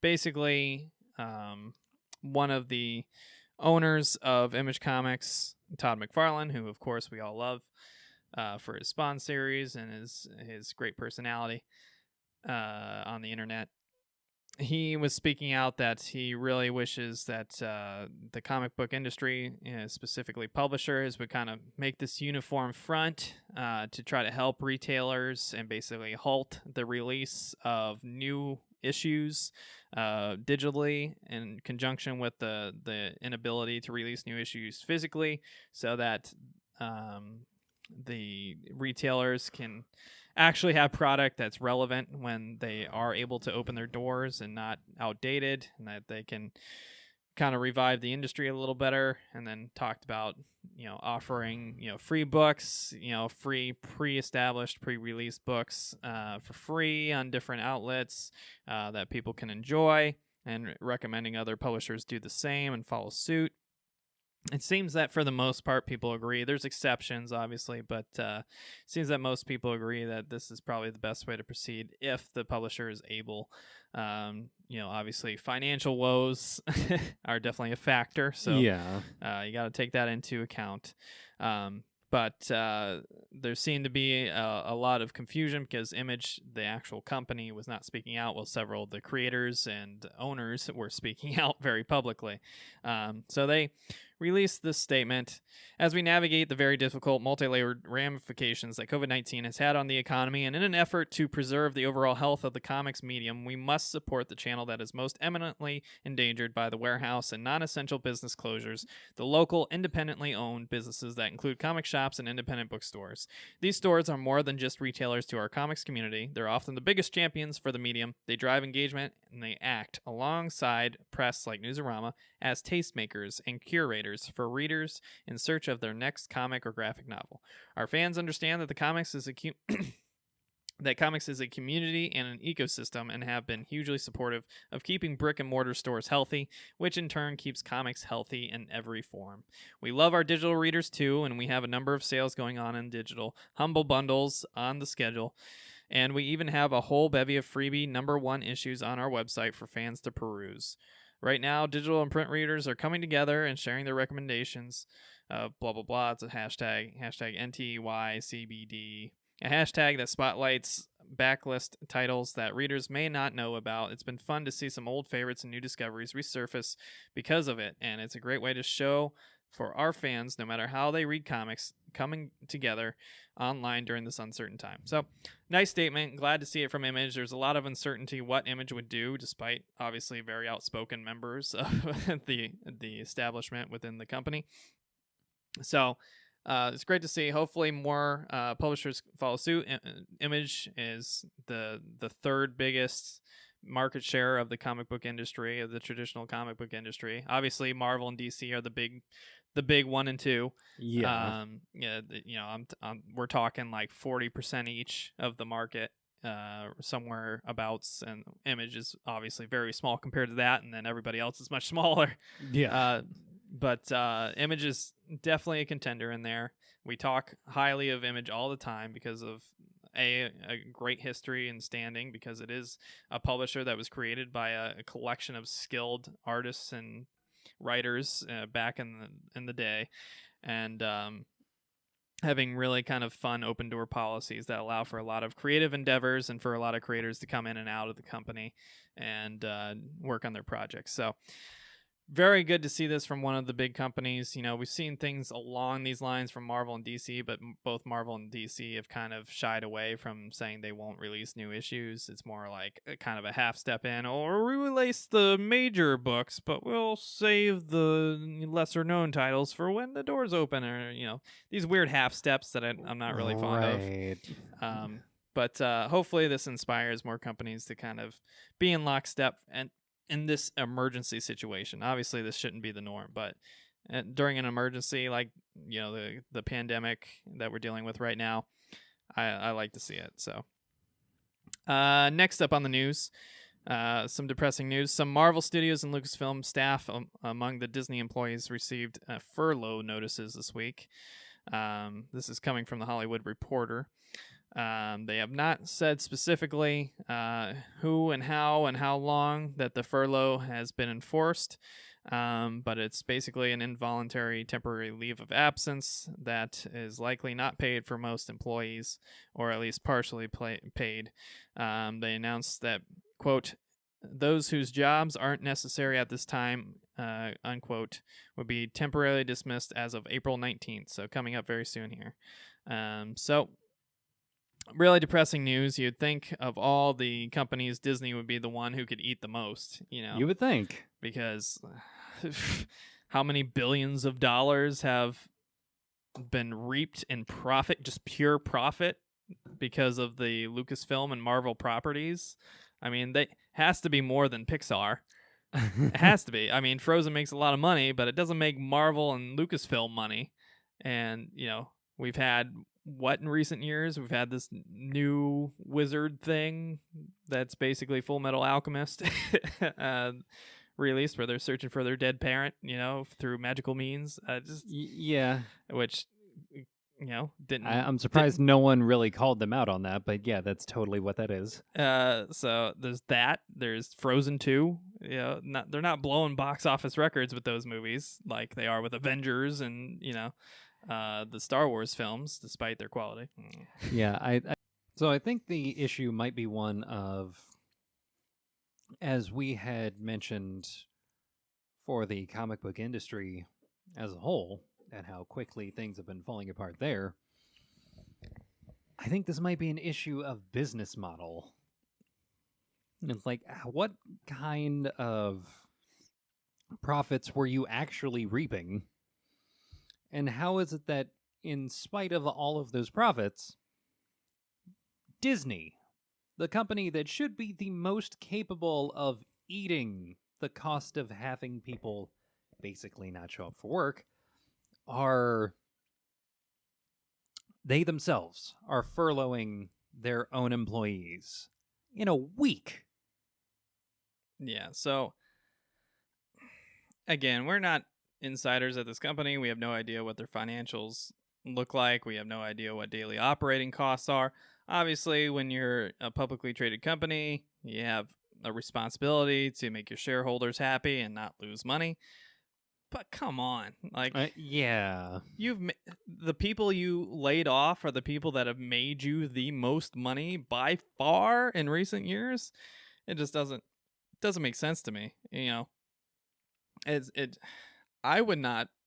I'm sure they're dream jobs for the most part, but I would not feel a ton of brand loyalty or employer loyalty after something like that. Oh, I yeah, would, no. I'd, especially when you're the top earning branch of the company. Like, it just doesn't make sense to me. And I would not be surprised by a very large number of the people being furloughed to jump ship to something else that I would say that they think is more stable, but, well...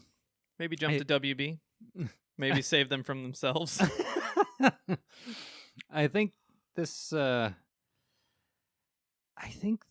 pandemic has shown, if nothing else, that there are some things that we thought we could count on that are literally quickly dropped at the drop of a dime the second something this serious happens. I mean, like, when you get hired by Disney, the biggest media company in the world, the very last thing that you ever expect to hear is that due to a pandemic, while we will have a job waiting for you, we cannot pay you for an undetermined amount of time. That's the thing with being furloughed. They have no idea when they get to go back to work.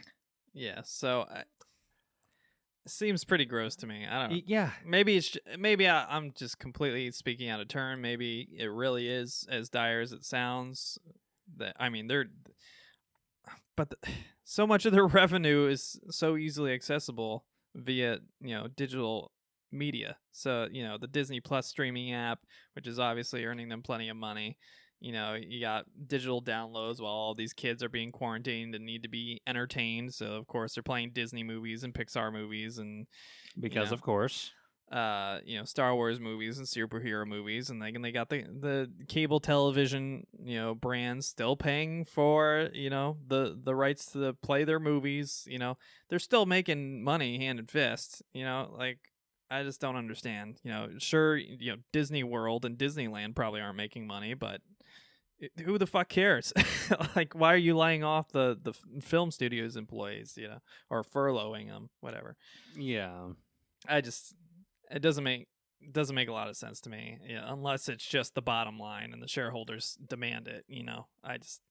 I don't see any other explanation, and it's just seems kind of gross to me. Not a fan of that news. So just thought I'd point that out. Maybe put a little public shame on them. I don't know, but maybe hopefully get them to consider exactly how it is that they're treating their employees. And then it wouldn't normally be that big of news, but obviously Dan DiDio, he recently was released from DC Comics. He's the head of DC Comics. He was the head publisher or head editor over at DC Comics for a long time, and then was the head of the actual creative directive for a long time. That's since been replaced by Jim Lee. He went on the original Drink and Draw Social Club YouTube show, which is very good. Highly recommended if you haven't seen it already, especially if you kind of want to get to know your favorite creators behind the scenes. And yeah, it kind of harkens back to our topic from last week. Yeah. Yeah, should you meet your heroes? But so there is that danger a little bit. But Yeah. this one was very cool and very interesting because it had Dan Panosian in there. It had Dave Johnson, of course.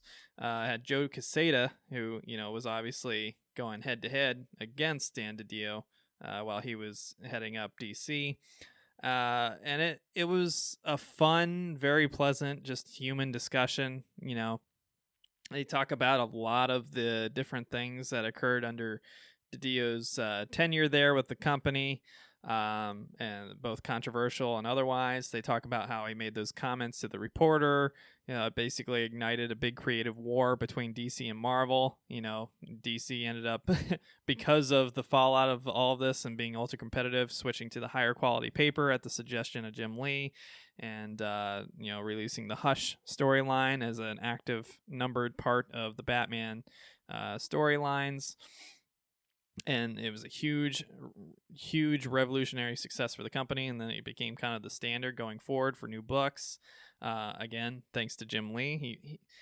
I was very impressed by Dan DiDio and his tact and the conversation about what had happened in the past and how things had been handled and how things ended. I didn't go into too much detail about how it ended, but you can kind of read between the lines a little bit. He left enough on the table to chew on. Yeah. But he was extremely complimentary of Jim Lee, as everybody expected, and he very much gave credit where credit was due and was basically giving Jim Lee the credit for basically everything good that happened during his tenure. So just, I've read some interviews with Dan DiDio, and I've watched some short video clips of him at like Comic Cons and stuff. But this was by far the most human I've ever seen him, and the most likable I've ever seen him. Not that he was an unlikable guy by any means, but just really enjoyed listening to their back and forth conversation on there. And Joe Quesada also seems like a very likable guy. It was fun. Of course, the show, if you're not familiar, basically they sit around with a bunch of creators, they drink and they talk about bullshit, and they draw, a unique piece of art and kind of show it on the camera. Leaves a little bit to be desired on the audio quality side of things, just because a lot of them are using some kind of, Google Chat type of thing, or Zoom, or whatever the case is. Right. Usually using some kind of latent, video screen chat, and probably their laptop audio. Not the best listening experience, but I highly recommend you go check out this episode specifically, because it is so cool and so interesting if you are into kind of the behind the scenes stuff going on at DC and Marvel both. It's very enlightening. He talks about, the thing that's been running through the headlines recently is that his biggest regret with the New 52 launch was that they didn't put as much investment in that second and third year as they did the first year. He felt that the first year was very successful and which it was, and had a lot of great storytelling, and they spent a lot of time making sure that the canon all made sense and that they were all on the same page and that everything fit together. And then the second year, they kind of started just letting people pick and choose things from the old lore to bring back in the same way. And then then by the third year, it got very convoluted, and you couldn't figure out what was the actual canon and what was bullshit canon and what was the New 52 canon and what was the original canon, because it was all getting mixed together and incoherent. And then he talked about how he felt it was a mistake the way they handled it, by basically just erasing everything with convergence and then making things even more confusing on the other side of things, which he's completely right. Yeah. I totally agree with everything he said in there. I think the first and second years were by far the best years for the New 52. I think there was some good stuff at the end there, but it was becoming so convoluted because they were trying to please the loud, outspoken people in the media by giving Superman his red underpants back. And I joke about that from former episodes, but it was stupid stuff like that people were bitching about, and instead of being true to their creative process, they just gave in and started trying to appease people. So yeah. it was very interesting. He kind of alludes to what's been going on behind the scenes with the upcoming kind of events and how he feels that maybe they did reboot this series a little bit too much, and talks about how sometimes you need to rein in creators in one way and how you need to push them in other ways. And it was very, very enlightening. And for a guy that's been, working at DC for almost 20 years, it's like, the guy obviously has some insight into how the process is done. So again, highly recommend you go check it out. Again, it's called the Original Drink and Draw Social Club on YouTube. Highly, highly recommend it. I got word of it from Bleeding Cool, and then I'm using a Newsarama article to actually follow up on it. So again, it's been making the rounds. You can find it in a lot of places, but it is definitely worth your time. I think it's like an hour long or so.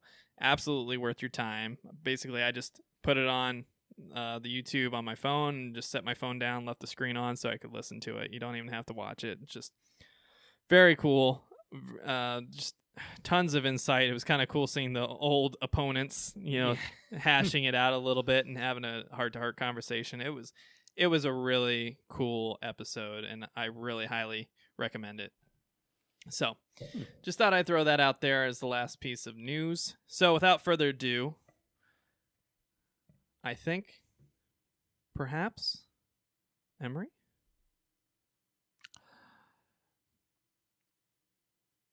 In these trying times, these dark, depressing times, we're all in need of some sort of escape. Bob? Even you, Bob. Bob's face is slowly being devoured by this Batman 89 Batman mask that I got at a Halloween shop several years ago. I don't know how they put Michael Keaton into one of these things, but man, I can only imagine his face feeling terrible. I think we're going to have to replace Bob's head, do some minor surgery in the very near future. he's once the hobby shop's open again, his cheek is peeling off. Yeah, the surgery impending. Sorry, if he can Bob. hold out for that long. Sorry, Bob. In honor of the ongoing efforts and contributions,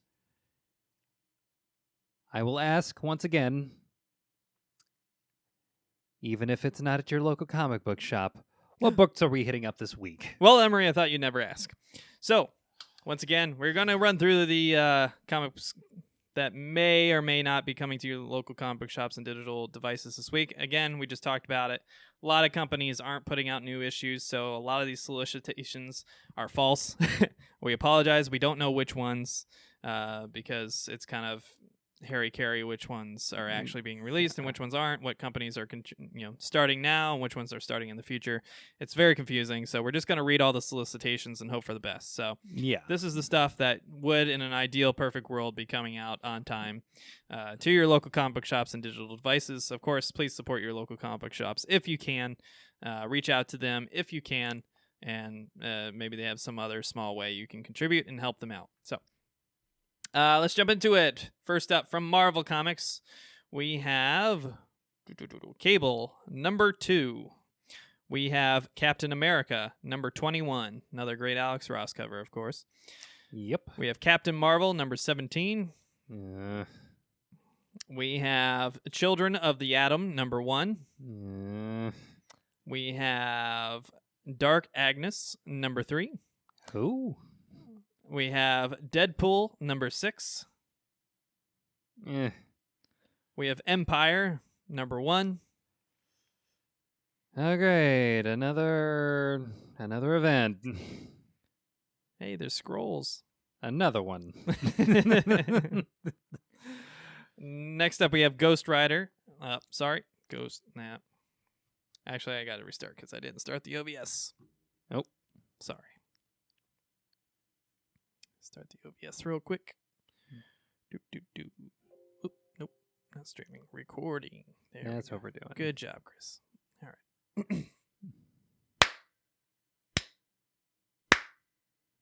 Should be able to match that up. Give yourself a round of applause. Thank you.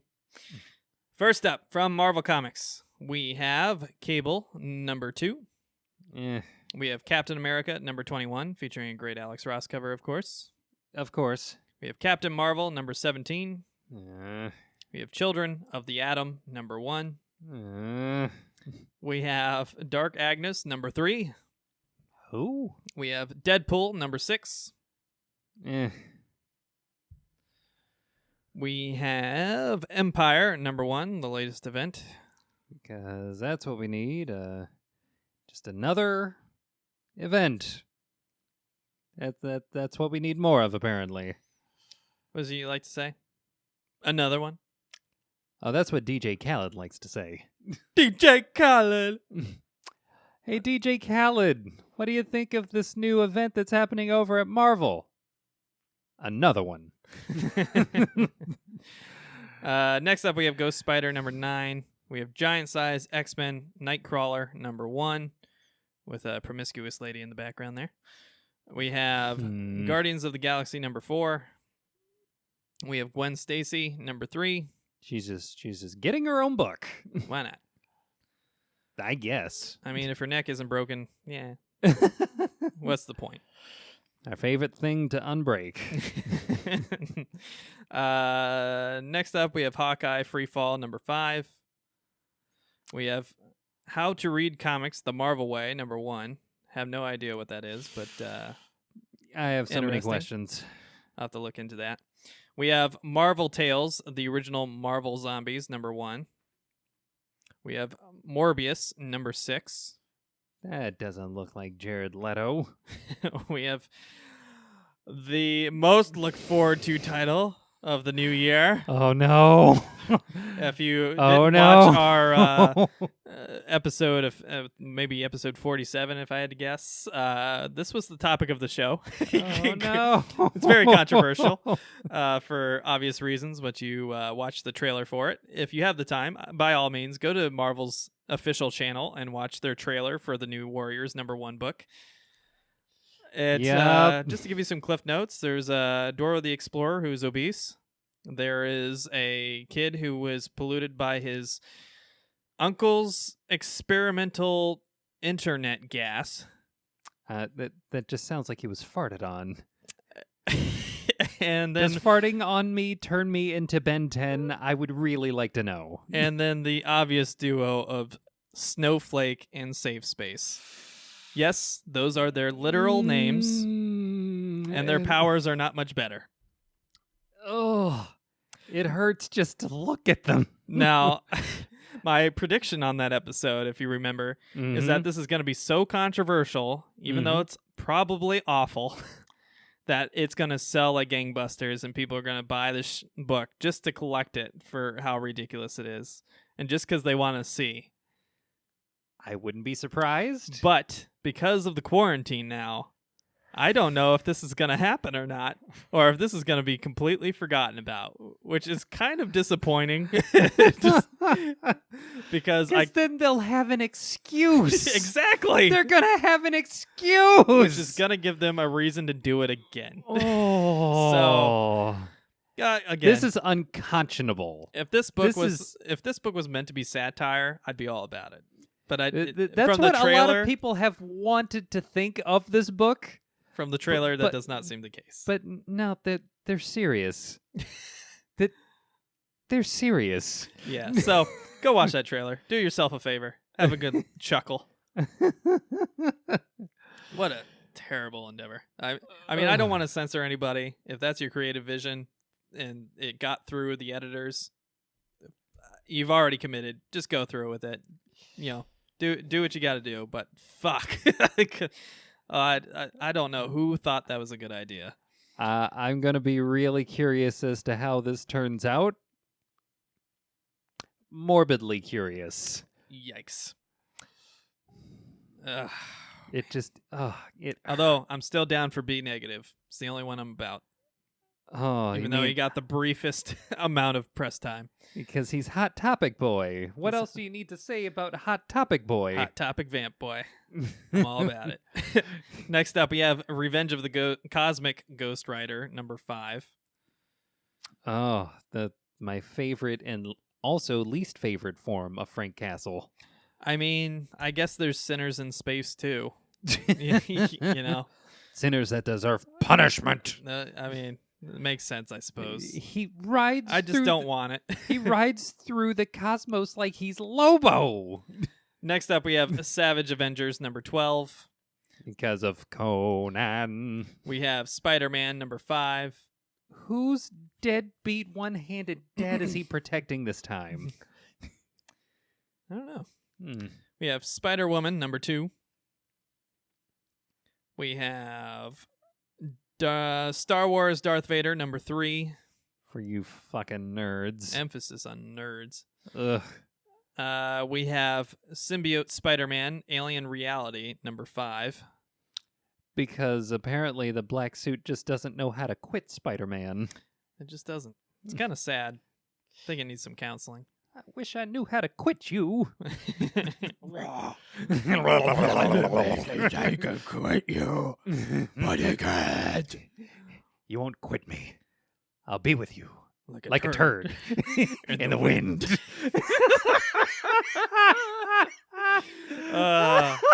Top 10 worst movie quotes of all time.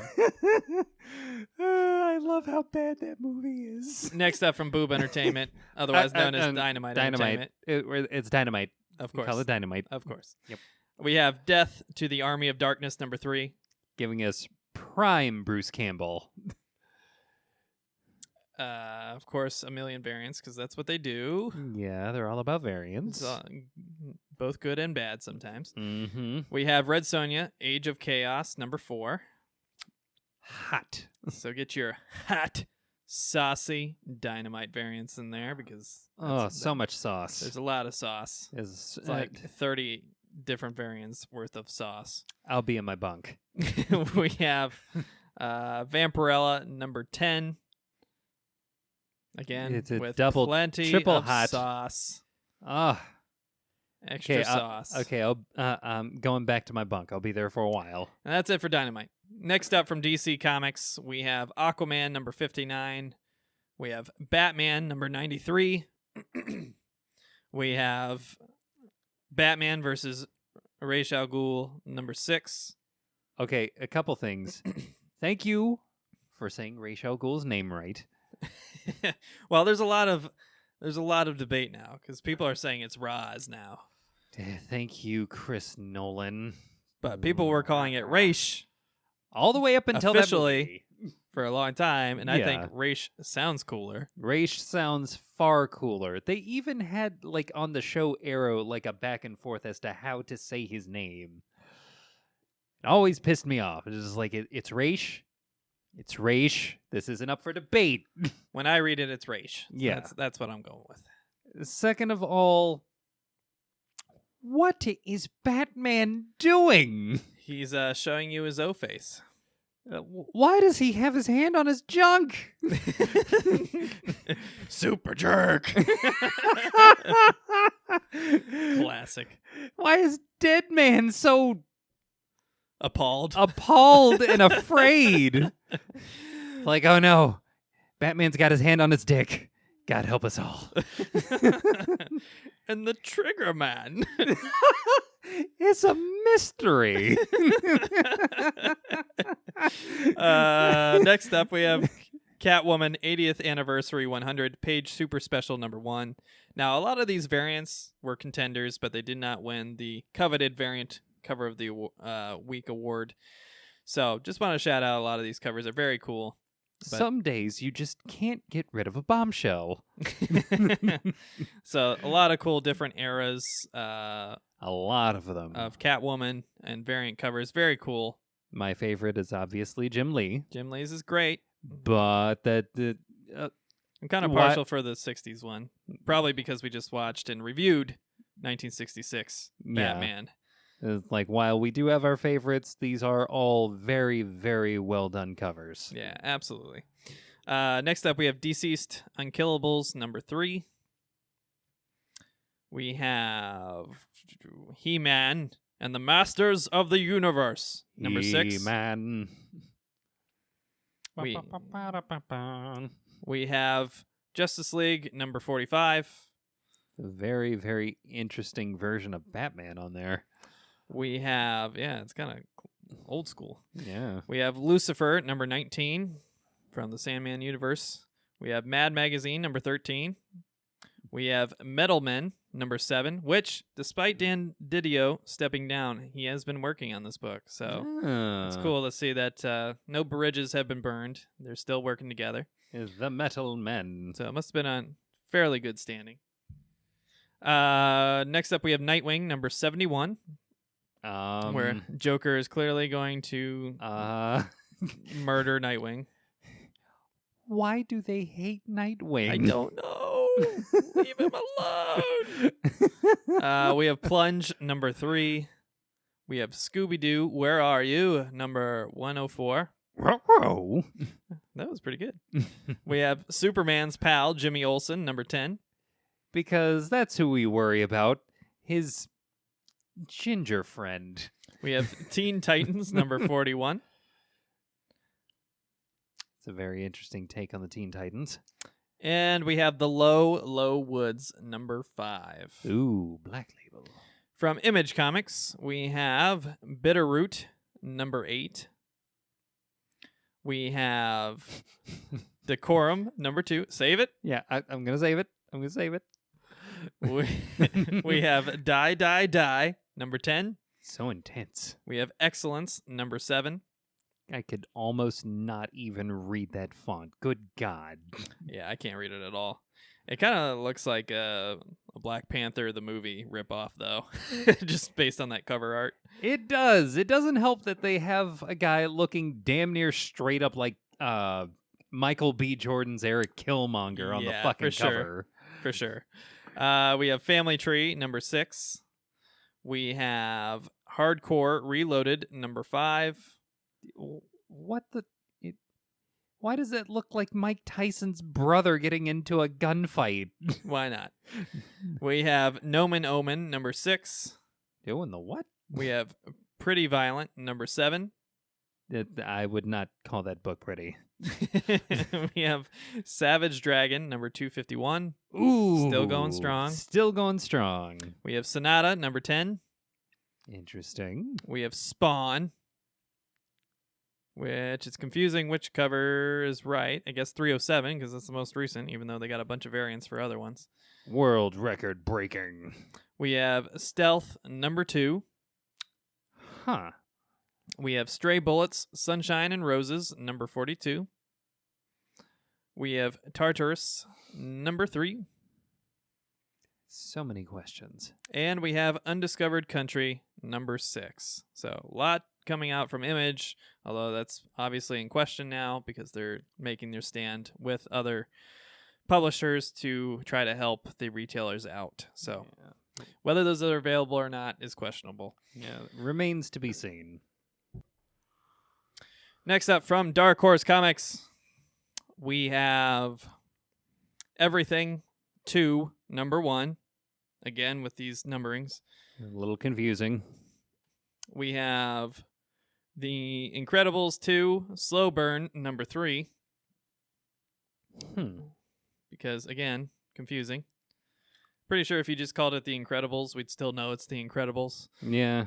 It'd be pretty easy to parse out. I don't think you need to put the second movie number in there.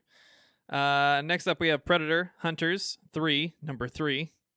Kill me. Again. Do it. I'm right here. Come on. With the confusing titling. We have Skull Digger plus Skeleton Boy, number 5. Johnny Blaze called and he wants his motorcycle back. Well, I mean, he's in space, so... Okay, that's not Johnny, that's Frank. Whatever. Don't you whatever me. I don't give a fuck anymore. I can see why you wouldn't. Thank you. I appreciate that. We have The Last Night of Saint Hagen, number 1. Maybe it's Hagen. What was the first night? That's fair. Oh, that's from the world of Hellboy. Okay. From IDW Publishing, we have G.I. Joe, number 8. G.I. Joe. We have Judge Dredd, False Witness, number 2. I will make it legal. Oh, wait, no. I am the law. We have Marvel Action Classics Avengers starring Iron Man #1. That's a mouthful. That is so strangely. What did they do to Spider-Man?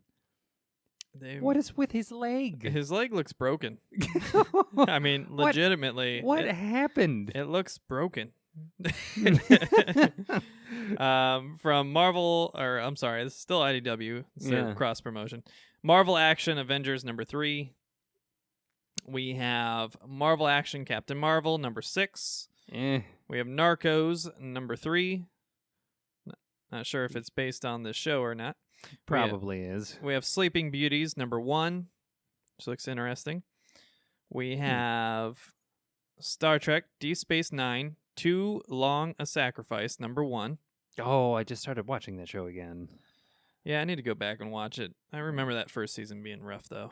Yeah, I'm a Next Generation guy. Yeah, I am too, but Deep Space Nine is much better than I remember. We have Star Wars Adventures #32. We have Teenage Mutant Ninja Turtles #100. Wow. It looks like it's the big end to the City at War storyline. Yeah, dragons in the background too. And then we have Transformers Galaxies #7, which I've seen a lot of positive press on, so it might be worth picking up. And Usagi Yojimbo Color Classics #4. Interesting. From Titan Books, we have Life is Strange Partners in Crime #1. That game is rough. That is the most unlikable cast of characters I have possibly ever played, with the exception of Assassin's Creed Origins. Oh my god. That game is so hard to get through. How? It's very cringeworthy. Who are these people that they had to have based these characters on? Because they all are terrible people. I don't want to listen to this girl whine about whales for 6 hours. I don't care. Whining about whales and She's so pretentious, and she doesn't even realize it. pretentious and sad about being able to time travel. Ugh. Coming to grips with her being a lesbian. The overall story is good. Okay, The cliff notes. the story are can worth be it. good without the characters being likable in any sense of the word. The characters are awful. Yeah, they're terrible people. The writing is questionable. Meaning the dialogue specifically. This is like the inverse of watching an episode of It's Always Sunny. Yeah, my girlfriend and I played through that whole first season, that first game. Fucking rough. Don't know why we subjected ourselves to it. Next up, we have Robotech Remix #6. Remix. And that is everything from them. We have from Boom Studios Alienated #3. We have Firefly #16. Yes. We have Lumberjanes #73. Oh god, I hate that art style. We have Something is Killing the Children #7. I didn't expect that. Not that I love it, but I didn't expect your hatred. Yeah, Although I should expect it. that You have a lot of hate to share. That when you round out everything to where everything is basically like very not well constructed circles on things, it's kind of the modern Cartoon Network art style. That's what I hate. Yeah. I hate the modern art style that Cartoon Network has adopted because it is it's lazy. It's lazy and it's a little bit boring and it's basic as fuck. Yeah, a little bit. Just a little. I don't care who knows it. It's the single reason why I will not subject myself to any Steven universe. I agree. Straight up. I 100% agree, but I don't feel that strongly about it. I do because I remember the good days of Cartoon Network. You sound like such an old man. I remember when they actually tried. I remember when art was good in cartoons. Yeah. Back in my day. These kids don't know what they're watching. And tell these stupid kids to get off my lawn. Back in my day, artists actually tried to articulate finer points on their characters. Yeah. Next, we have The Red Mother, number 5. She's so red. Very hardcore. Speaking of hardcore, Action Lab. Jeez. Oh my God, there's a whole lot of butt in that first one. Yeah, you think Dynamite's bad? There's some published. Xenoscope. There's another one. Xenoscope. Come I on, mean, they're not. That's not even like anywhere close to Boundless. Well, that's fair. Next up from Oni Press, we have Backtrack, number 3. We have Dryad, number 2. We have Rick and Morty Presents The Council of Ricks, number 1. I don't get it. Neither do I. It's the one thing I just will never understand. I don't get it. I don't like it. It's stupid to me. I hate it. No, people love it. I hate it. I hate it. It's too much. I hate it. From Scout Comics, we have Assassin and Son, number 1. And we have Everglade Angels, number 1. Again, must suck to release number 1 right now. And then we have White Ash, number 4. From Archie Comics, we have Vampironica, New Blood, number 4. Although those look like... Wait a minute. Did they mix a character, or did they just turn one of their characters into a vampire? It's hard to say. Because I It's mean, Archie. there was a crossover. I'm pretty sure it's the same person, though. Okay, I was gonna say I think it's Veronica. Okay. Yep. Yeah, okay. Yeah. Well, we will go with that for now until proven otherwise. From Valiant, we have some new issue. Good job, Valiant. We're proud of you. They're trying. We have Dr. Tomorrow, number 3. Dr. Tomorrow. From Aftershock Comics, we have Dark Red, number 10. And we have Knights Temporal, number 1. Although it looks like it's a variant, phrase, so yeah. forgive us. Again, books we've talked about, or I talked about earlier for our topic of the show / entry segment. Hotel, number 2. Very saucy cover there. So much sauce. And The Resistance, number 2. Both good books, highly recommended. Go pick them up.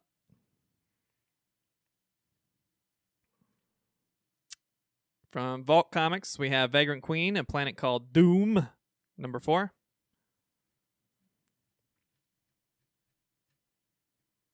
From Lions Forge, I always make it plural. Lion Forge Comics, I apologize. I always make it plural. Catalyst Prime, 7 Days, number 7. Cover done by my favorite current artist, which is Stepan Sajic, of course. Stepan Sajic. Fucking love you. Keep doing what you're doing. Because it's so good. So good. And that is everything coming to your local comic book shops. Again, please support your local comic book shops. And digital devices this week. Of course, assuming, your comic shop's open. Yeah. And retailer or publishers aren't restraining their publication on digital platforms. So, big asterisk. Now, it's time that we hand out the prestigious, nay, life-changing award of cover and variant cover of the week from Hit the Books Podcast. This week, our cover of the week is awarded to none other than Kenneth Rocafort on Dr. Tomorrow, number 3.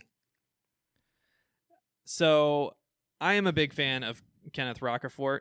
I mean, I've seen a lot of his work and a lot of DC properties. I think he did a good chunk of, I want to say, Action Comics and Green Lantern. I might be remembering that incorrectly, but I know he did a lot of DC stuff, cover-wise especially.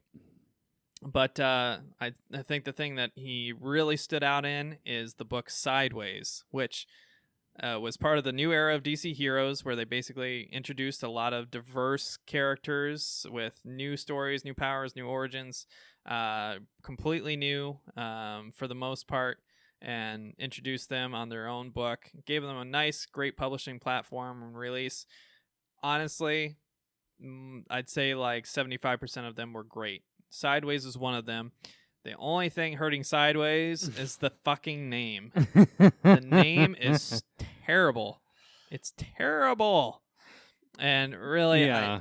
the book ended at 12 issues, I believe, which is really disappointing because it was very good. But the name was just killing it. absolutely killing. But the artwork was outstanding, and Kenneth Rocafort was a big part of that.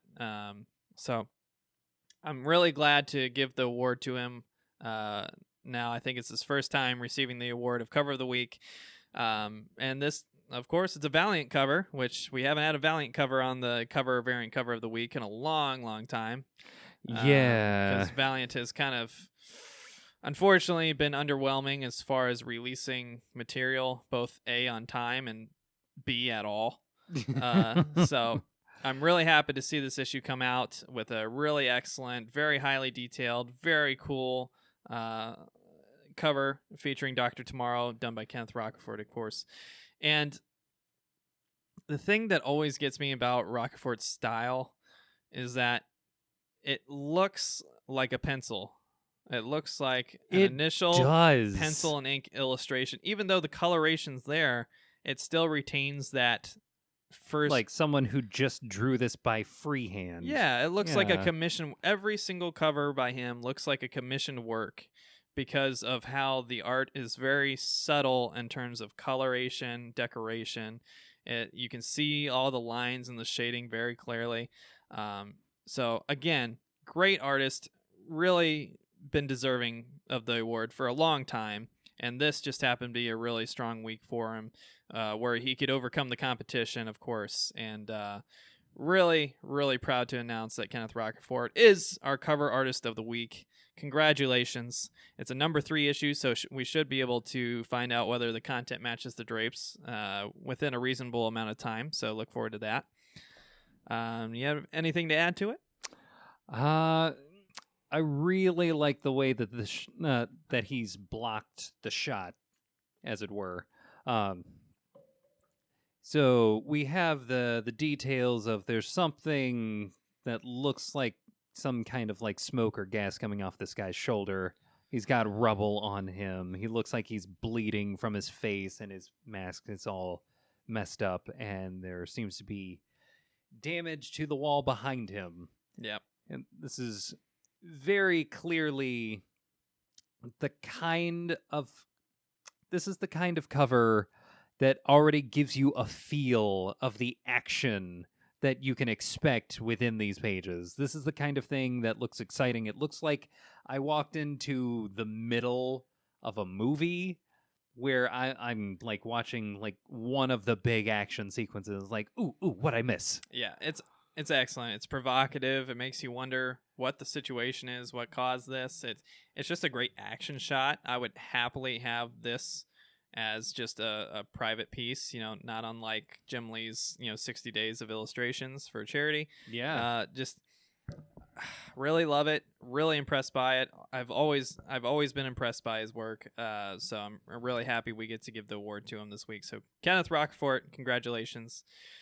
Now let's move on to the prestigious Nay Life-Changing Award of Variant Cover of the Week. This is one that Emery was giggling about as we were going through the reveals. You might have noticed it. You might have not. It's Bitterroot number 8, the Chris Visions cover, which is a tribute to the cover of Purple Rain featuring Prince. It's excellent. It's ridiculous. I love the colors.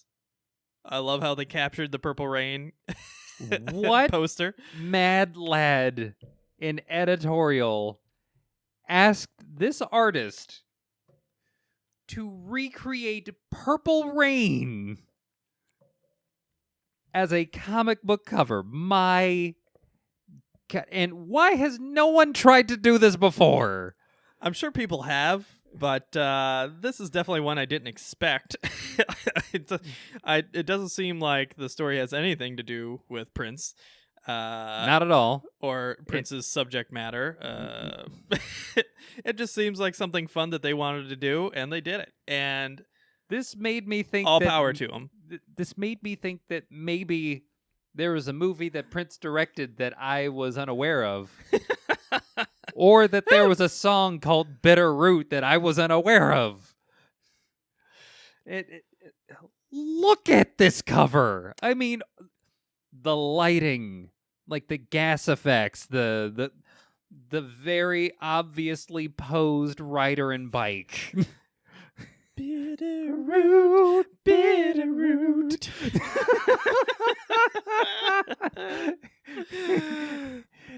Yeah, it's Maybe you should purify yourself in the waters of Lake Lake Minnetonka. Game blouses. Yeah, it's ridiculous. I fucking love it though. It's wonderful. I want it as a giant poster on our wall. Oh my god. I don't know if this is possible, Oh, but Image, please, Chris Visions, please reach out to us. If this is a possibility, please send us a link. We'll be happy to pay. We need this for the set. Oh my god. If you can sign it, even better. We would love you forever. We need this, please. I am begging you. Give this to us as a poster. Please. We will pay whatever you ask, whatever your ransom is.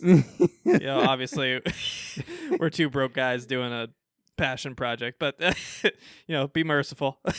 Look at this. But yeah, it's so good. It's fucking amazing. And Not to be disrespectful, it's not just because it's an iconic image is not the reason it got the award exclusively. It got the award because it's fucking good. Oh yeah. The colors, the way they're mixed together is perfect. The steam surrounding the characters, perfect. The characters are well drawn. The motorcycles, well drawn. The aesthetic is very consistent from beginning to end. Perfect three-dimensional foreground and background depth to the image. He even drew the reflection in the water on the ground. Exactly. Oh my god. The attention to detail is there. On top of it being ridiculously awesome, iconic imagery. So, there was a lot of good contenders for the variants of the week this week. Like we're talking about the Catwomans, they're the first ones that come to mind. Just at the top of my head. But we had like 9 that we were trying to choose from. But this one just stood out so strongly. We just we need this. Please. Find a way to get this to us. If you're listening, watching, or in any way supporting us, we're very grateful. But also, please. We're begging. I will purify myself in the waters of Lake Minnetonka if you give me this. If you do it in January.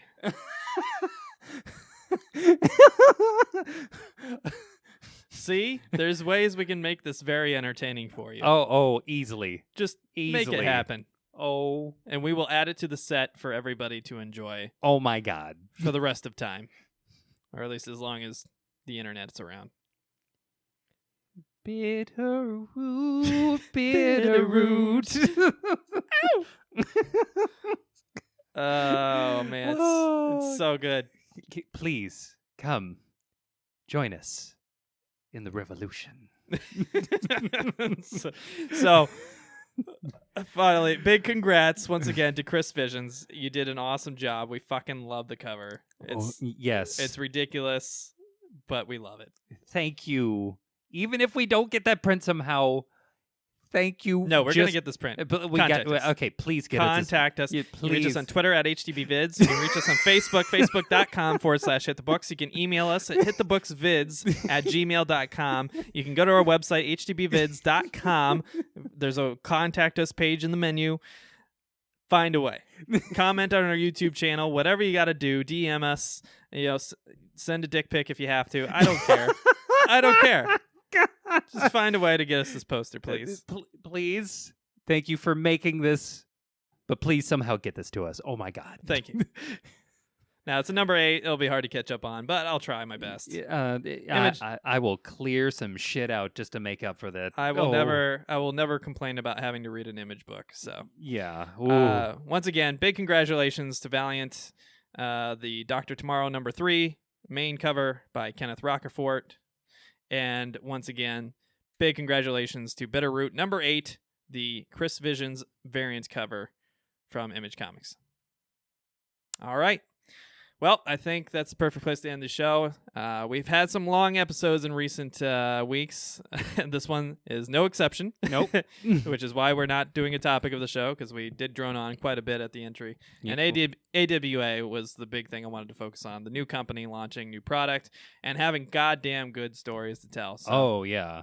again, this is not sponsored at all in any way, shape, or form. Yep. You know, Kerry Andrews warmed me up a little bit with his nice little comment on our page, but that's not the reason why. The books were legitimately good and left a very good impression on me. So Yeah, these are that is why shout-outs. I am singing the praises of these books. Again, sorry, Kerry Andrews. I still need to read Year Zero. It's next on the list. I apologize that the one book I didn't read was the last one in alphabetical order, which was Year alphabetical order. That's what hurt us this time. So sorry about that. I will get to it this week. So once again, like I just said, you can reach us on Facebook at facebook.com/hitthebooks. You can hit us up on Twitter at HTBVids, VIDS. You can email us at hitthebooksvids@gmail.com. You can talk to us on comments on any of our platforms, although YouTube's the one that we're actually going to notice. If you're comment on our podcast services, we appreciate good reviews, constructive reviews, thumbs up, high ratings, anything that'll help us spread the word. We're very appreciative of that. We do have a Patreon page, patreon.com/hitthebooks. If you are able and ready to contribute and help us sustain the show, we would be very grateful. There's some tiers you can take advantage of there as well. So there are some award tiers, and we have awarded several of them out in the past. So thank you to both current and former contributors. We're very grateful to all of you. I think that's everything. Yeah. Anything I forgot, Emery? Bob? I think this has been a mediocre edition of Hit the Books. Thank you for watching. We love you. Stay safe. Stay healthy. Wash your hands. Keep your hands out of your eyes. And, just be nice to each other. Do all of those things.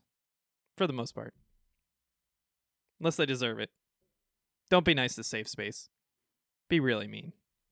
Be really mean to Safe Space and Snowflake until someone either gives them better powers or a better redesign, for the love of fucking God.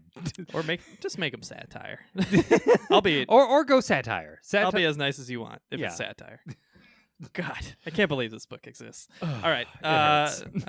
Speaking of negativity, that's mediocre in a nutshell. Yep. We love you. Goodbye.